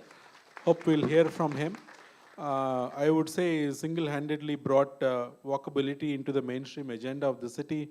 And there's no government office I walk in today without talking about what about did you see his last video, right? This is what all of them are doing, watching reels, Arun. Okay, Meera, over to you. And many of you here know Meera already. She's done a lot of work for the city for so many years. Like Naresh, she puts on many hats. And when this event was conceived and Meera is coming in, she picked and chose her particular hat. So I want her to speak from that hat, the SOS hat, Sarjaseva or Sarjapur, and maybe talk a little bit about what is it that you guys are trying to solve in Sarjapura, and how has it been going, and connect it to the mothers, talk about how the data-based thinking needs to come in, and the challenges you faced so other people can benefit from it, or you want to bring it out into this panel. Over to you. Thanks, Srini. I just want to acknowledge, it's just amazing the fact that they've, ordinary citizens at a certain level, to really thinking through in terms of how streets should be, how it should be walkable, people working on walkability, working on feeder buses, all sorts of things, the kind of things typically may be done by experts in other cities, the kind of, but here in Bangalore specifically, you will find a lot of citizens really engage and taking that effort, and that, just bringing that thinking and that empathy is just too good. Yeah, that's one of the best part about the city, I would say. Now, having said that, is it really? I would also acknowledge the presence of APD, Association for People with Disabilities. Gayatri talked about that. I've seen members sitting here. I can't see you now, but thank you for being here. And you can also talk to them at the end of, please continue. So my question is it really the citizen job? Like, if you really look at it, there are many examples. Even with WRI and Nurvani, we did the workshop where we had citizens and volunteers really looking at analyzing junction and how they can be safer. Or APD has done so many audits on the ground. So all of this, but really, what is it that the government is doing? Are they really having the will to, fix this? So let me start with, where is that master plan? About 15 years ago, as residents from Sarjapur Road, a whole bunch of us went to meet some local, one of the ministers, somebody who's in charge of making decisions, and asked about, what Kaveri water. That time we were very naive. We actually thought we could get Kaveri water, and kind of, because the builder had collected, the amount for BWSSB, which nicely gave their NOC as well, and everybody was like building flats, and this is where many of us bought our first houses. And then we went and asked, and they said, oh, there is no water, we are depending on tanker water. I'm sorry, we were really naive. So we had this whole, rant about it and said, please help us, can you ensure like, Kaveri project gets cleared soon, etc., etc. And then, slightly as a joke, he also asked like, oh, who asked you to go build a house there? It was, honestly, it was tone deaf. But it's also about, as lay citizens, it is really hard to really imagine all those different elements that go into driving these various things, right? At some level, these things are designed to fail. It is designed to not get fixed so that it can feed the political economy, right? If you actually had great public transport and everybody had a bus stop within 500 meters of their houses, why would there be need for a tunnel road and a flyover and an elevated road and et cetera, et cetera? If they had fixed the suburban rail, if they had actually had cycle lanes, why would we need all this? So I think we need to really start from that point, and as citizens, we've kind of now realized this is how things work. So that is where we are now, and as local resident community, we have gathered data. We actually, for example, in the last, couple of years ago when we did a survey, we asked people about the impact of being through this, living in an area with so much of traffic. What does it really do to people, right? 30% said it's actually gives them so much of stress and BP and, actually leads to road rage, etc. So is this really the life that we all want to live as residents of a neighborhood? This is a, starting point for us. And we are trying to say, okay, and kind of learning as much as we can about urban planning and design and governance and all of that and mobility to figure out what the solutions could be. So we've come up with a plan. There are 5, 6 key asks, starting with, of course, the lowest hanging fruit is how do you have feeder service and shuttle service so that BMTC can provide to ensure that you can feed into the metro, we have data which shows that bulk of the people are actually living in the neighborhood and just want to get, as a crow flies, a couple of kilometers to EcoSpace or, other tech companies on ORR. Just to get that, people are spending 45 minutes in their private vehicle because all the subarterial roads do not have any public transport, and they're too narrow to even, to have the buses come in there. So this entire lack of missing road network that Madhav talked about. So, so if you look at there are all these dark spots where there are just no roads, and in some places it's just a matter of like a couple of, 100 meters, which is stopping this, preventing a grid-based street and so on. So all of these we've come up with a list of us. From buses to, elevated walkways, because, we're scared of walking on the road on ORR. So we've asked for elevated walkways so that at least non-motorized transport can be taken care of. We've asked for better road networks, actually get the planning. There are original roads which were meant to be there, which are really missing. Like there are some, of course, which are passing over lakes and all that, which can't be done. But there are other roads which were meant to have been built, which have not been built. So we've got a whole bunch of us. We're trying to convince the government, saying, please do this so that we can get this. And we are getting into like as detailed as possible and working with experts to figure out how this can make happen. So yeah. Well, it's commendable, not only getting surveys done with 3,000 residents, but also digging into master plans, and each of these citizens in this group, I'm aware of the work that they do, and they're all, Madhav, they write code, and then they're doctors, and now they're looking at why is this road in the master plan on paper but not in front of my house, right? So this is the level of detail they're going in, and now I think they've reached the mainstream in the sense they're hitting the minister's office and MLAs and so on and so forth, and Meera will tell us how successful that has been in the future session. But I wanted to ask both of you, Naresh and Madhav, quickly. I think a lot of people will have this question. If there is supposed to be a tertiary and secondary road network, according to an earlier plan, and it doesn't exist, what's the way in which you can go about it now? In this city or any city? Naresh can speak from Bengaluru's perspective, and Madhav, your general perspective. There is a structural issue with that. What is happening is that when land is acquired or notified in a master plan, it follows a certain process, right? It's the 4151 and then the final notification of the Karnataka Land Acquisition Act. Two, the issue is also muddled up because of that 2013 land acquisition compensation guidelines. And there's also a market distortion in terms of actual versus guidance value in real estate prices. So it's a triple whammy. Nothing in India seems like a single problem, right? It's a triple problem. So the fundamental issue is, like you pointed out, Meera, and I have done a deep, you guys have shared the data with me also. I've laid it on top of the original master plan and the current master plan. In many cases, a 3-kilometer long stretch of the road is blocked in the last 200 meters. That's all, right? 3 kilometers of that road exists, a 12-meter right of way almost till the end. Suddenly it will become 2 meters or 3 meters, some crazy, because some guys figured out that's the most expensive because it faces the ring road, and he's gone and built one up at some building there.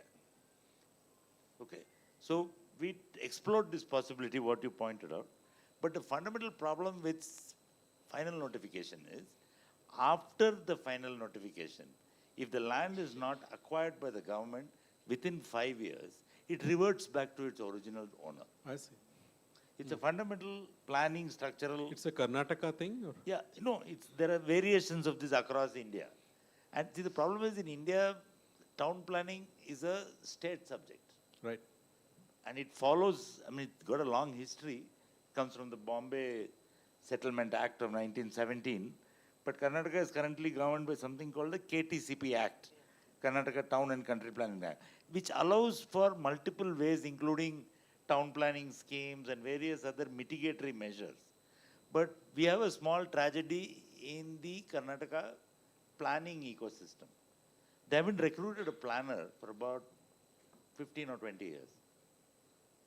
So the planning function, for instance, we do not have a planner as part of the BBMP, and most of the planners in the BDA are mostly civil engineers who've done a master's course, who are not really trained in it as a discipline, but they're technically allowed to call themselves town planners, but they actually are not. Okay, some correction has happened in the last year or so. The BBMP actually put out an ad for urban designers, which is the first time, I think, in India, or maybe after Ahmedabad, maybe. Things are changing, but fundamentally it's a capacity issue. Right. Second issue is that what you pointed out, because of this, I don't think the master plan comes from a fossil fuel era. The idea of the master plan itself. The word itself is slightly maybe not politically correct anymore, because I think there are a lot of other kinds of people other than masters out there, right? So if you want to be really inclusive, I think you need a service plan, not a master plan. Something which coining new terms, are we? No, I'm just saying. We can count on Naresh for quality of service, right? So the problem is that in the master plan process of yesteryear, which is based on a theory that fossil fuel is endless, and you can keep building, cities can sprawl endlessly into the countryside. Is that okay? The backlash answer to that is, no, now cities have to go vertical, give more FSI, is the answer, right? The answer is not that. The answer is what you touched on in your presentation. The future of cities is not vertical. The future of cities is connection. If you connect the city properly, then you can achieve density, then you can achieve this quality of life, then you can do all these things much better.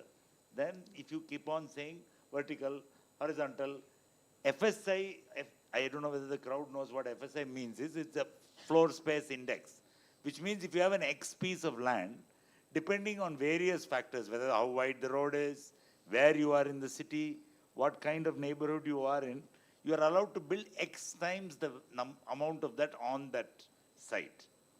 In Bangalore, the violation is typically minimum double that as of now, 2 to 3 times. And nobody seems to be really bothered about it. Everyone says, what to do. But what is happening is, because it's double that, it's double, half the water, half the electricity, and half the mobility that you should have got. Mother, I'll add one thing. That was like material for 5 posters, Naresh. Thanks. Mother, if, adding road space in a fully grown city like Bengaluru, whether it is tunnel or flyover or even tertiary, secondary roads, it seems to me it's like performing an open heart surgery without anesthesia, right? In 2025, and where we have no protocols for construction, fatalities happen because of construction, and people drive on roads before the asphalt dries, all kinds of situations we have. So what are your thoughts on how do you actually create road networks? Should we need like a stronger laws, for example, for land acquisition, or this, how do you look at this, okay, the CDP road or the master plan road is all good except the last 200 meters. So it seems like low-hanging fruit on one side, but also stuck with the system that we have. Your thoughts on how do we go about this? No, I mean, I think you have to, land value has to go enough that, you know, you're able to give higher FSI. Some instruments have to be created, which is not just monetary, to be able to solve for some of these things. Some people will be benefited, you know, will benefit, you know, exceptionally, but I think that will have to be done in these 200 meters, right? Is there a way to find a way to, I mean, Mumbai, which doesn't work, did this whole TDR thing, right, which was transferring development rights and made it a market. It has its own challenges.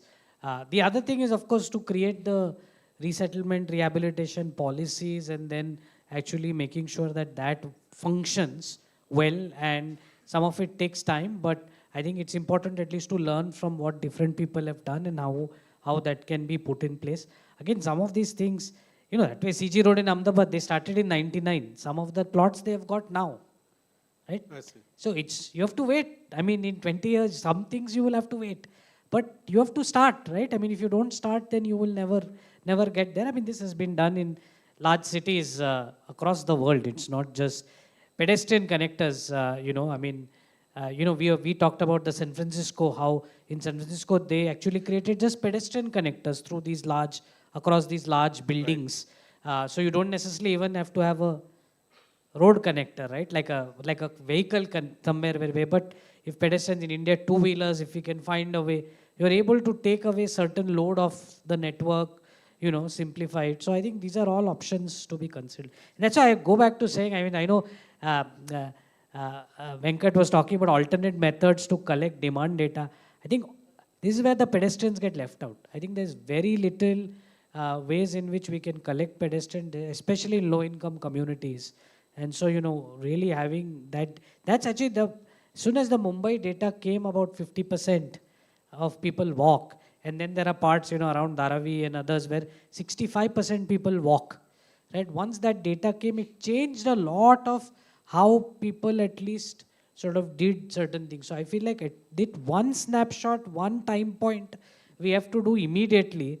And this is a very sort of cost-effective way of doing it. Because otherwise, I mean, and this is where Satya was also talking about this demand, how people use this demand information, how many people bicycle. You will be surprised, you will still have 14-15% by people bicycling in the city. Invisible, yeah, those numbers have to be made visible. I think that's the other thing that can be used to change some of these conversations and the culture around these topics. Also, the fact that only 5% people used cars was like a revelation, right? Like, I mean, two-wheelers, I think is a bigger thing. So I think these... But 90% of them are on Twitter, Madhav. That's the issue. But even they are seeing that data, right? That conversation is happening. It's important. So I think at least one snapshot we have to create. Otherwise, we are playing blind, right? I mean, and I think that's... And, you know, if you want to do something in 6 to 9 months, this is the easiest way to do it. Not going to cost you so much. So I think that point I do want to reiterate. Thanks, Madhav. You want to quickly respond to that? Then I go to Venkat, and then we open up for quick. Yes, sir. That's coming.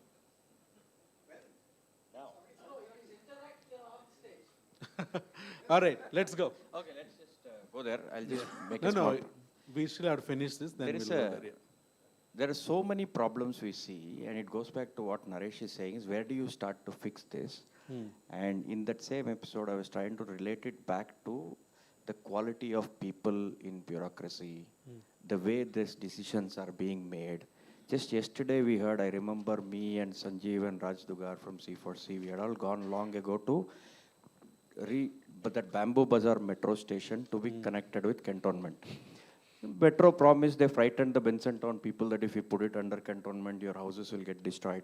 They said, we will put a connection from there to there. That connection story reminded me of this. Today or yesterday, the news was, we will not do that. We will not put a skywalk from there to here, but instead we will extend the metro to Tumkur, we'll put a DPR. At the same time, when there is already a train, suburban train, which is going to Tumkur. This is how decisions are being made. It has no connection to everything we are speaking about here.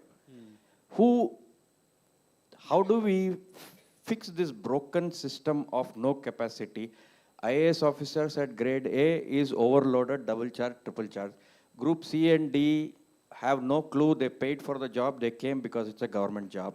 In between, there is a whole layer of expertise that is sitting here and everywhere that is lacking. And people are just listening to all of this and thinking, where are we going? And our own aspirations are totally different. 5% asking for everything and the rest 95% sitting and saying, I don't know what to do. We are constantly adapting. Just to cross the road, that ring road, you have 100 flyovers and everything else. People, we talk about people movement, but nothing of what we do is related to that. This is the problem we have. We don't know where to start fixing this. But governance is broken on supply side. Demand side is aspirations are totally in another direction. I want to be a US. 5% only own cars, but you'll have coastal road, you'll have Western Express Highway, all these things, and we will fancy, we have beautiful infrastructure, we are able to build this engineering beauty, but all of the fixing on Church Street, nobody wants to walk there. We have the most expensive, fastest growing high street, somebody was saying, 100 feet road. Where will the businesses go? What is the opportunity? So many questions here, and I would just like to table that. If there are answers, where do you start? Right, that's exactly why this discussion is designed to be put. I'll admit we don't have the answers, but we're not giving up yet, and I think we are seeing a lot of progress. I'll end this panel with Venkat, and then we'll open up for Murli and many others sitting and waiting for this. I hope a couple of mics exist in the audience. Yes, thanks. Venkat, give us some hope, man. What are you doing in Astram and BTP? What has been done to understand the data and then do an intervention that helped save lives, maybe, or made life better for pedestrians? Things like that. What kind of, you're sitting on a mountain of data right now. You are the most data rich on this panel right now, right? What do you got? What data have you got? How are you using it? And how can others in the room or on the panel leverage that? Please speak to this. Firstly, whatever the data that we have collected, I think it's all public, and then it's all available on the BTP portal. So it can be leveraged by anybody. So I think that's open, except for that which we are bound by, where I'm talking on behalf of BTP, where they have signed up for non-disclosure. BTP is Bengaluru Traffic Police. Where they have signed up for non-disclosure. Other than that, all the data is available on BTP. Now, I'll share a few examples about what has been done in using the data. The point I was telling you, right, like for example, the non-recurring congestion versus the recurring congestion, we realized the 70% of the congestion was because of vehicle breakdowns in the city, right? And among the incident that we are actually seeing. Now, out of that 70%, 40% was with BMTC buses breakdowns, right? Now, this data helps us to look at the Pareto principle, right? What is the 20% which I address, I'll be able to address the 80% of the problem. So when we went with this data to BMTC, yeah, they acknowledged, yes, this is a problem. And then they also said, like, we don't have so many buses to operate or withdraw these buses. We also gave them the data saying that the same bus breaks down every alternate week across the networks, right? So till such time, we actually tell them, and then the brainstorming started, so what do we do with that part? So at least we said, like, run these buses in non-peak hours or non-peak corridors, right? At least the peak corridors, at least the major chunk of the population is protected, right, from these. So when you put data to table, there's a lot of possibilities that actually happen. And I can go on and on with this kind of example. The second point on road safety, every New Year Eve, we actually see almost close to about, close to 15 to 20 accidents and about 5 to 6 deaths that actually happen. And last to last year, it was almost like 11 people died. Fatalities, I'm talking about. Now, from using this data, so we said like, let's create a mission where this new year, at least we want to have a 0 fatalities, right? What do we do about that part? So we created a mission, we engaged with all the key stakeholders, commissioner called all the pub owners, we pulled everyone to duty, nobody was given a vacation, all the traffic police was on duty and closed all the major corridors for high-speed corridors were shut down for traffic. We did a lot of interventions and ensured that there is 0 fatality on the New Year Eve. Right? There were 4 accidents, but then no fatalities. They were immediately shipped to push to the hospitals. See, the point we are trying to make is with the right kind of mindset of the authorities being there to act, I think it's important for us to bring the data to the table. So I agree with you, this mountain of data. I always keep telling that we need to look at the right data and in the right way. Because a lot of confusion, like people quote a lot of data, statistics, and which are more confusing than giving them towards, driving them towards a decision. So it's important that I leave it here that we need to look at the right data in a right way. So I think that's the bottom line. No, now you have, instead of planners, like Naresh said, we have software engineers and dentists looking at data. So you might as well make it easy for them also to understand. Yeah. Venkat, last thing I want to ask you before we open up for Q&A is this thing about volume by capacity, right? How does BTP calculate that? We've seen that famous viral, poster where you showed that BTP showed that on Sarjapur Road and Iblur, going from Harloor Road towards the ORR, the V by C is 3.4. Oh my God, that's really bad, right? But 3.4 sounds like a normal number to me. I don't know why we need to panic. It showed very red on the map, but can you unpack that little bit so people know? And how do you calculate that? On what basis are you saying V by C is X or Y? See, I think there are 2 things that again we are shifting the paradigm from looking at V by C's to the congestion, like how much time people are spending on the streets and what is the congestion length that we are actually seeing and for what amount of time that people are getting congested on the streets. I think we wanted to change that way you look at solving the problem. First we needed to define the problem for Bangalore Traffic Police. Thanks to ORR September 23rd jam, which shook up the whole city and then all the political fraternity and they said like we need some action now, right? So we started looking at defining where the congestion is happening the most and what is the quantum of that congestion that is actually happening, right? So it is irrespective of the width of the road, it is irrespective of the capacity that you have. We need to look at the pain that people are going through. I think that's the shift that is there so that we can solve that area. It could be a widest road, but people are spending longest time. That's the point that you need to go.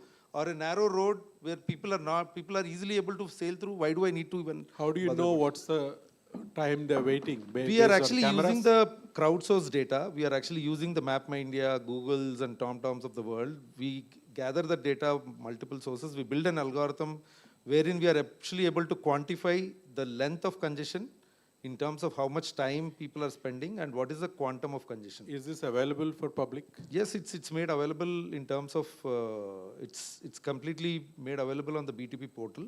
So people can look at that part. In fact, we have made a lot of this data, like for example, we built the calendar, the event calendar for Bangalore Traffic Police. Simply to say, wherever the works are actually, public works are happening, wherever the public events are happening, alerts, wherever incidents are there, there's a calendar that is available.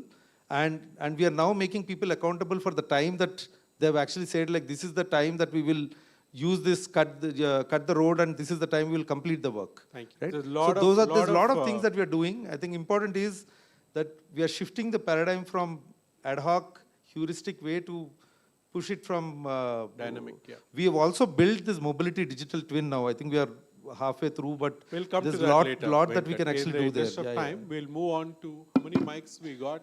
Sandhya, okay. Murli sir, why don't you get started while we get others lined up for, we have about 20 minutes for Q&A. We want to get everyone. So please keep your questions short and direct to the panelists. I can't keep it too short, please. I mean, I have been commenting on this matter from donkey's years. In 1996, I filed a PIL to stop the monopoly of the then KSRTC. And out of that, BMTC got formed. And that didn't help much. Now, Venkat had mentioned about breakdown of BMTC buses. That is essentially because of the, what is that, QR, what contract is that? GCC, that WRI has fixed for them. Given the, this thing, the contract, the particulars, it is inevitable that will happen. So BMTC is the biggest problem. And I have now resolved there is no other way that unless BMTC's monopoly also goes.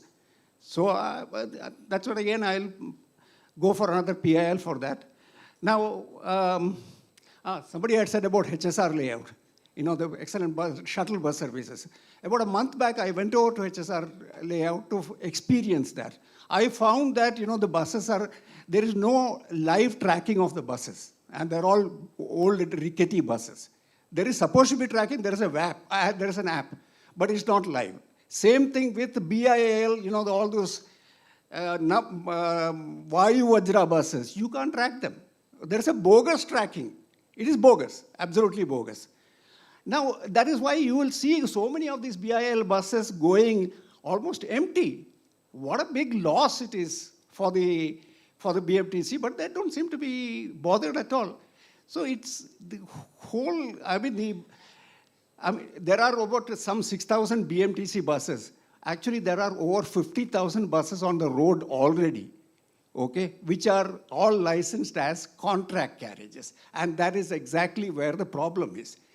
2014, WRI had convened a meeting, Connect Karo, in ITC, and at that meeting, Mr. J.P. Gupta, then Gujarat Transport Commissioner, had said the entire problem of public transport is because of this Contract Carriage Act and government having a monopoly of the bus services. And unless that goes, there is no solution.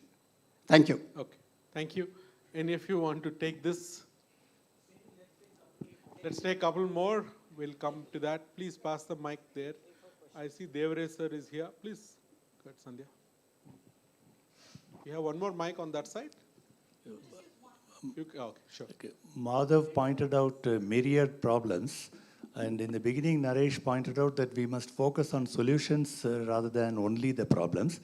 Now, one of the perceptions or the interpretations of Madhav's presentation was, if we have dedicated footpath for the pedestrians, footpath or platform or whatever walkway you call, would that help the urban life mostly, Madhav? That was what you had mentioned, but you didn't detail it out.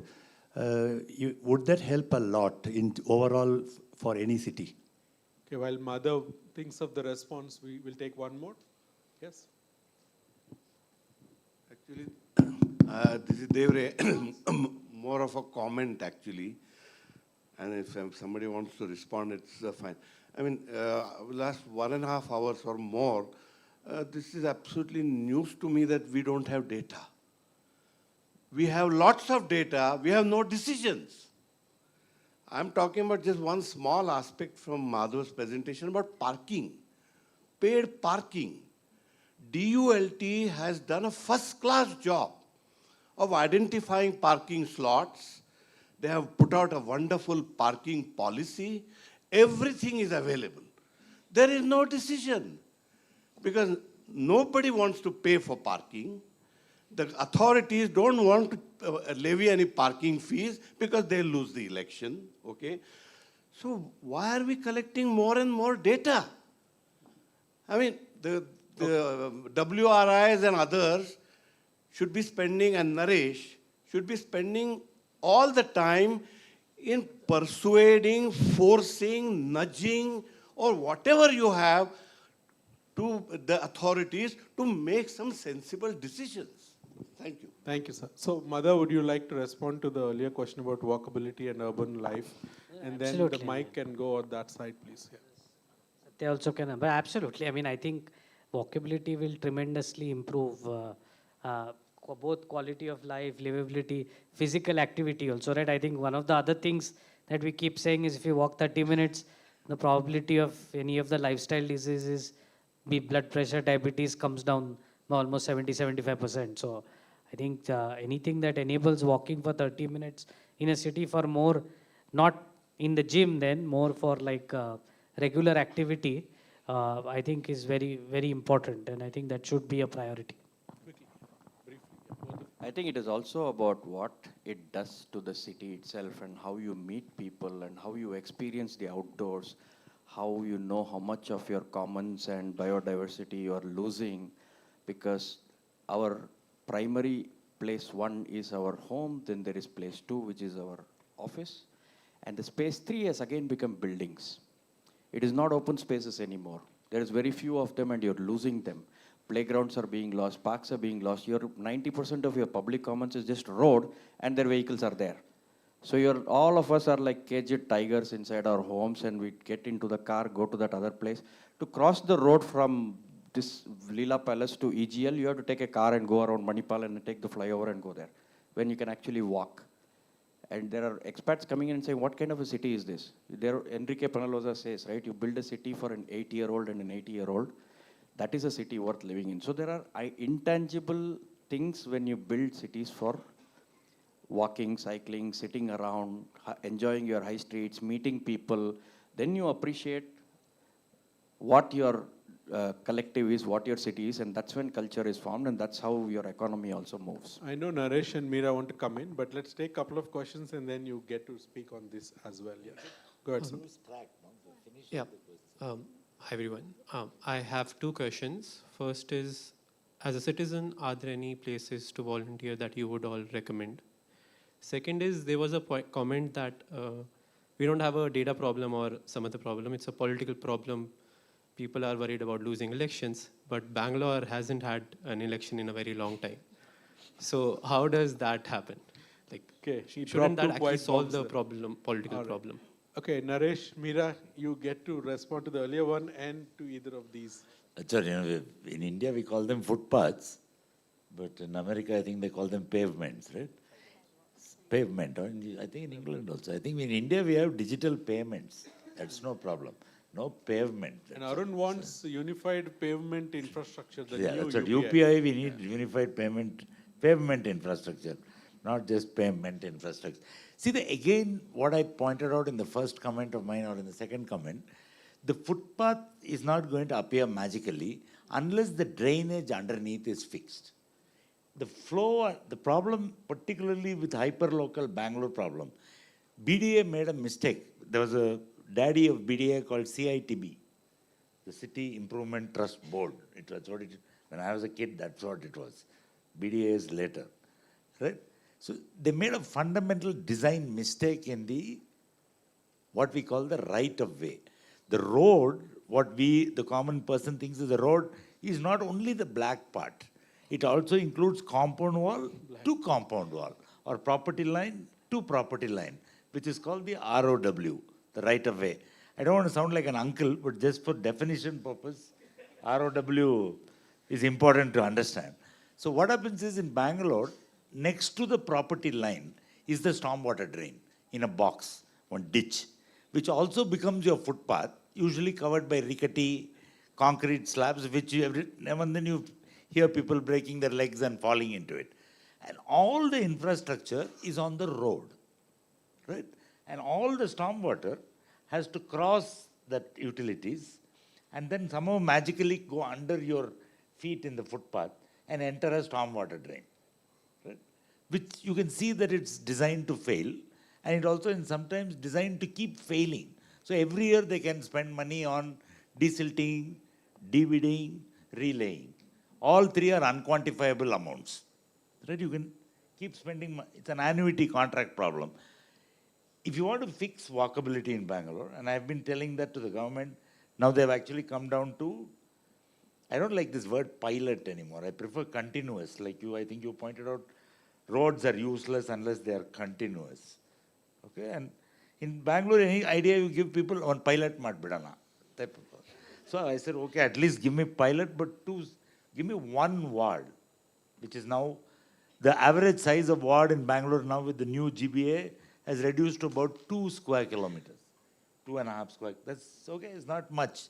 Even it can be fixed. All you have to do is take all the cables and all the pipes which are sitting under the footpath and causing a problem and put them into the current stormwater drain, which is anyway called a trench. It's shaped like that. Put everything into that and lay a new stormwater underground pipe infrastructure with chambers. I think WRI as well as Jana, everyone is associating this.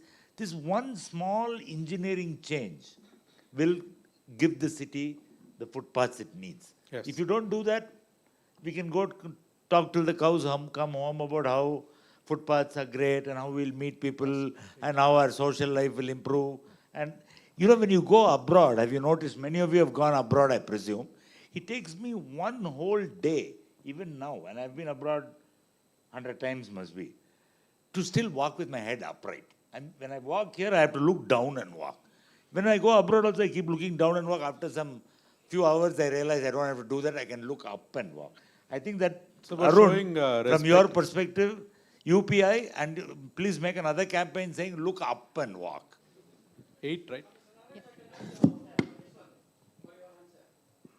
We have 8 more minutes.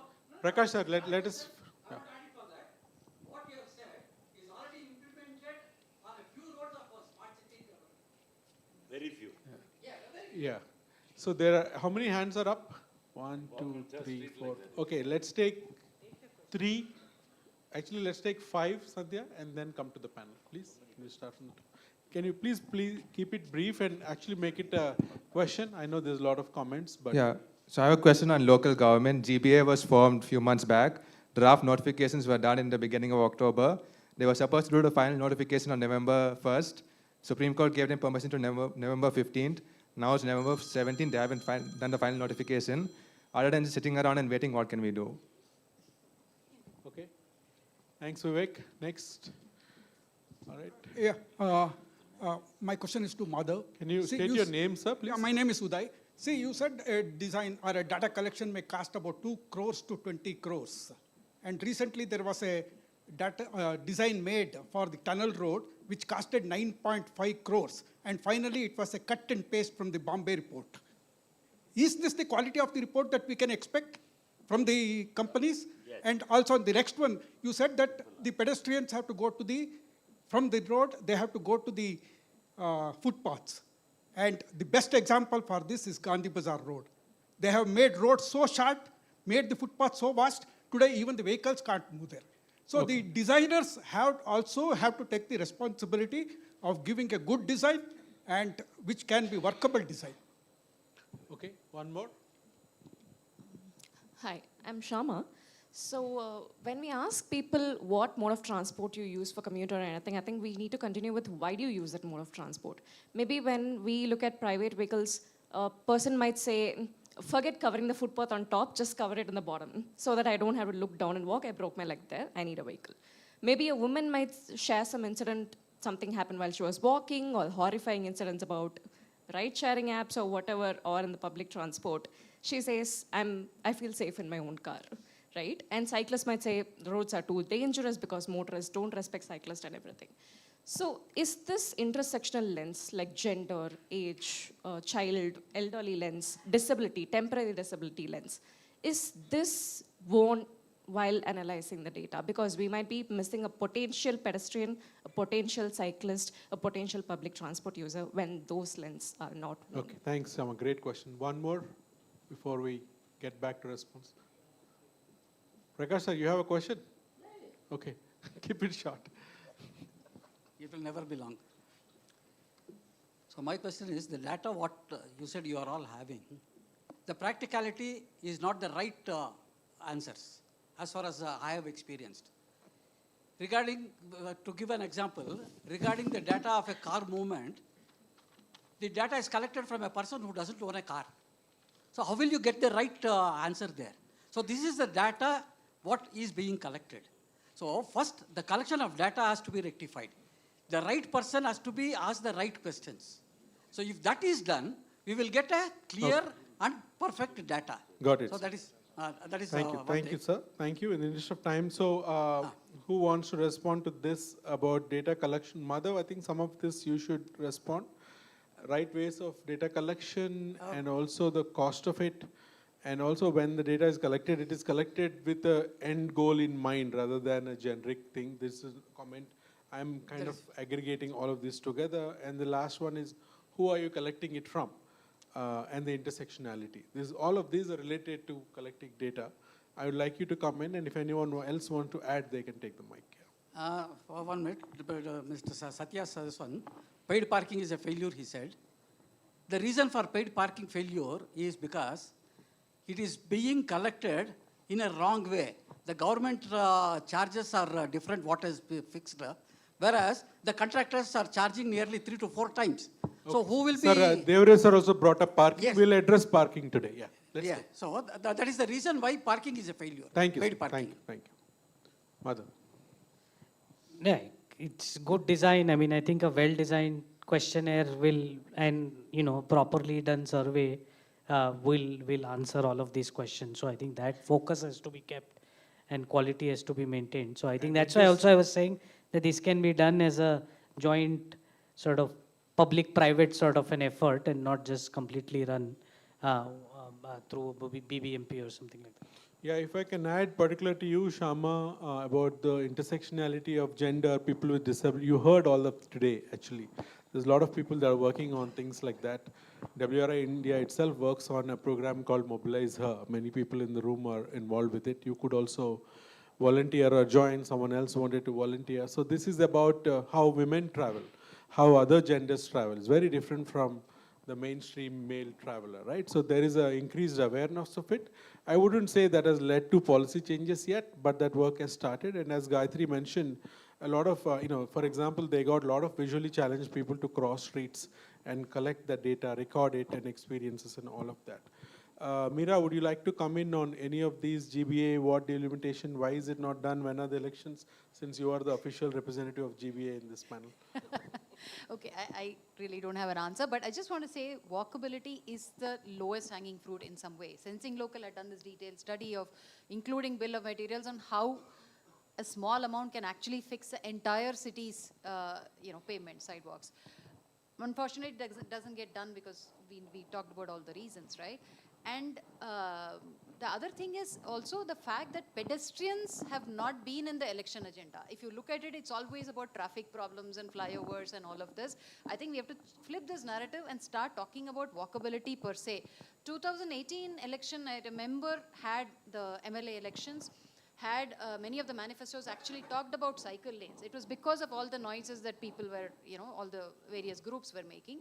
But I think, unfortunately, we haven't been as vocal about walkability, even though a lot of amazing work has happened in the recent past. If we can get it to the election agenda, I think we can do a much better. So that's a rather good reason to collect data, so you can now present new vote banks, pedestrian as a vote bank, bus user as a vote bank, and then magically it makes into the party manifestos, and then we get to hold them accountable. Any more questions before we wrap up? Oh, Srini, all right. Srini, I just wanted to add one point to what's been talked about. I think we are all talking about walkability is one side. When the good infrastructure is actually given, how many of us stop buying from streets which are encroached on footpaths? This is very important for us to look at. In fact, in the region I only stay, I see that very fantastic footpath has been created. Not even 2 days, people have started piling up their sales on that footpath. I think one is our own It's a bigger social issue than but more importantly, there is an enforcement issue also, that there's a lot of less enforcement that actually happens. There's no law which actually can stop or make that. In fact, there's a law to protect the vendors and create vending zones. We'll take 3 very brief questions. I am getting all kinds of red signs everywhere to close this, but the mic disappeared? Okay. Yeah, please, if you're loud enough, please get going. We'll just take 3, and I promise you can interact with folks after this as we end it also. Sure. Yes.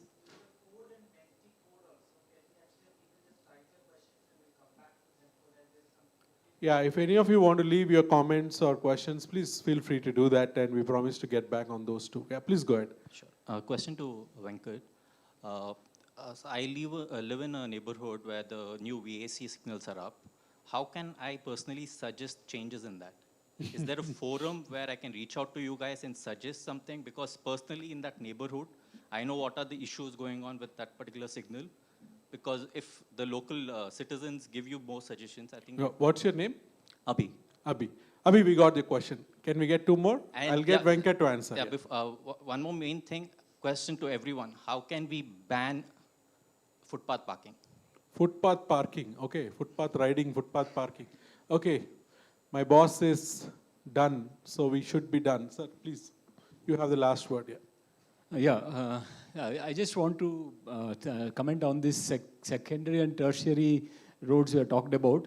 But beyond that, I mean, I have the experience of walking to office about 3 kilometers for the 3 years before my retirement. Now, the distance is 3 kilometers, but it can easily be half the distance if there were lanes. I have grown up in accessing roads through lanes.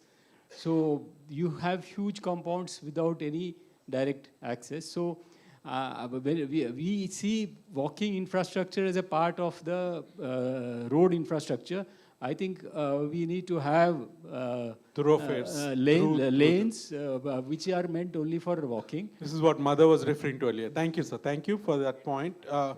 Gated communities.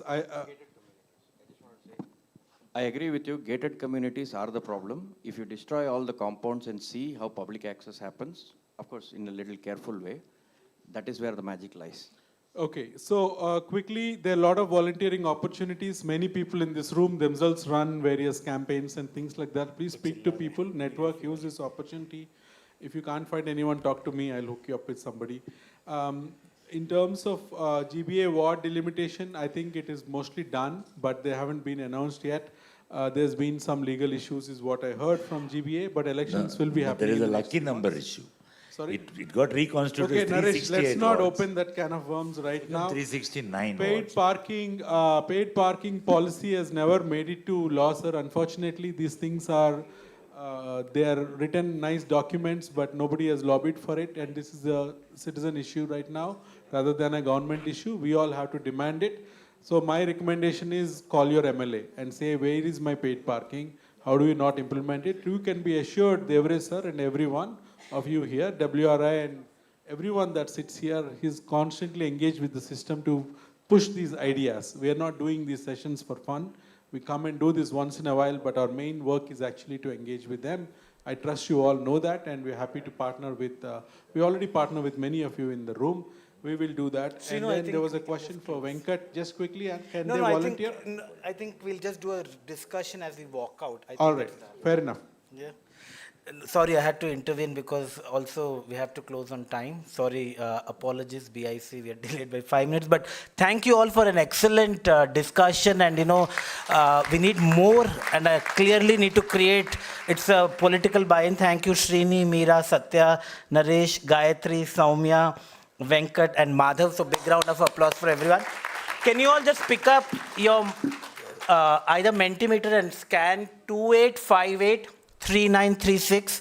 Leave your contact, questions. You want to be associated with Shift Transport Initiative, welcome to do it, or you can scan. So, or you can reach out to Srinivas Alavilli on LinkedIn. I am Pavan Mulukutla on LinkedIn, Rohan Rao on LinkedIn. So just ping us either way, but I think we need to keep the conversation on. So thank you all for joining, and thank you to the panelists and the moderator. Yeah. So the code is, if you're not able to scan, 28583936 on mentimeter.com. Thank you.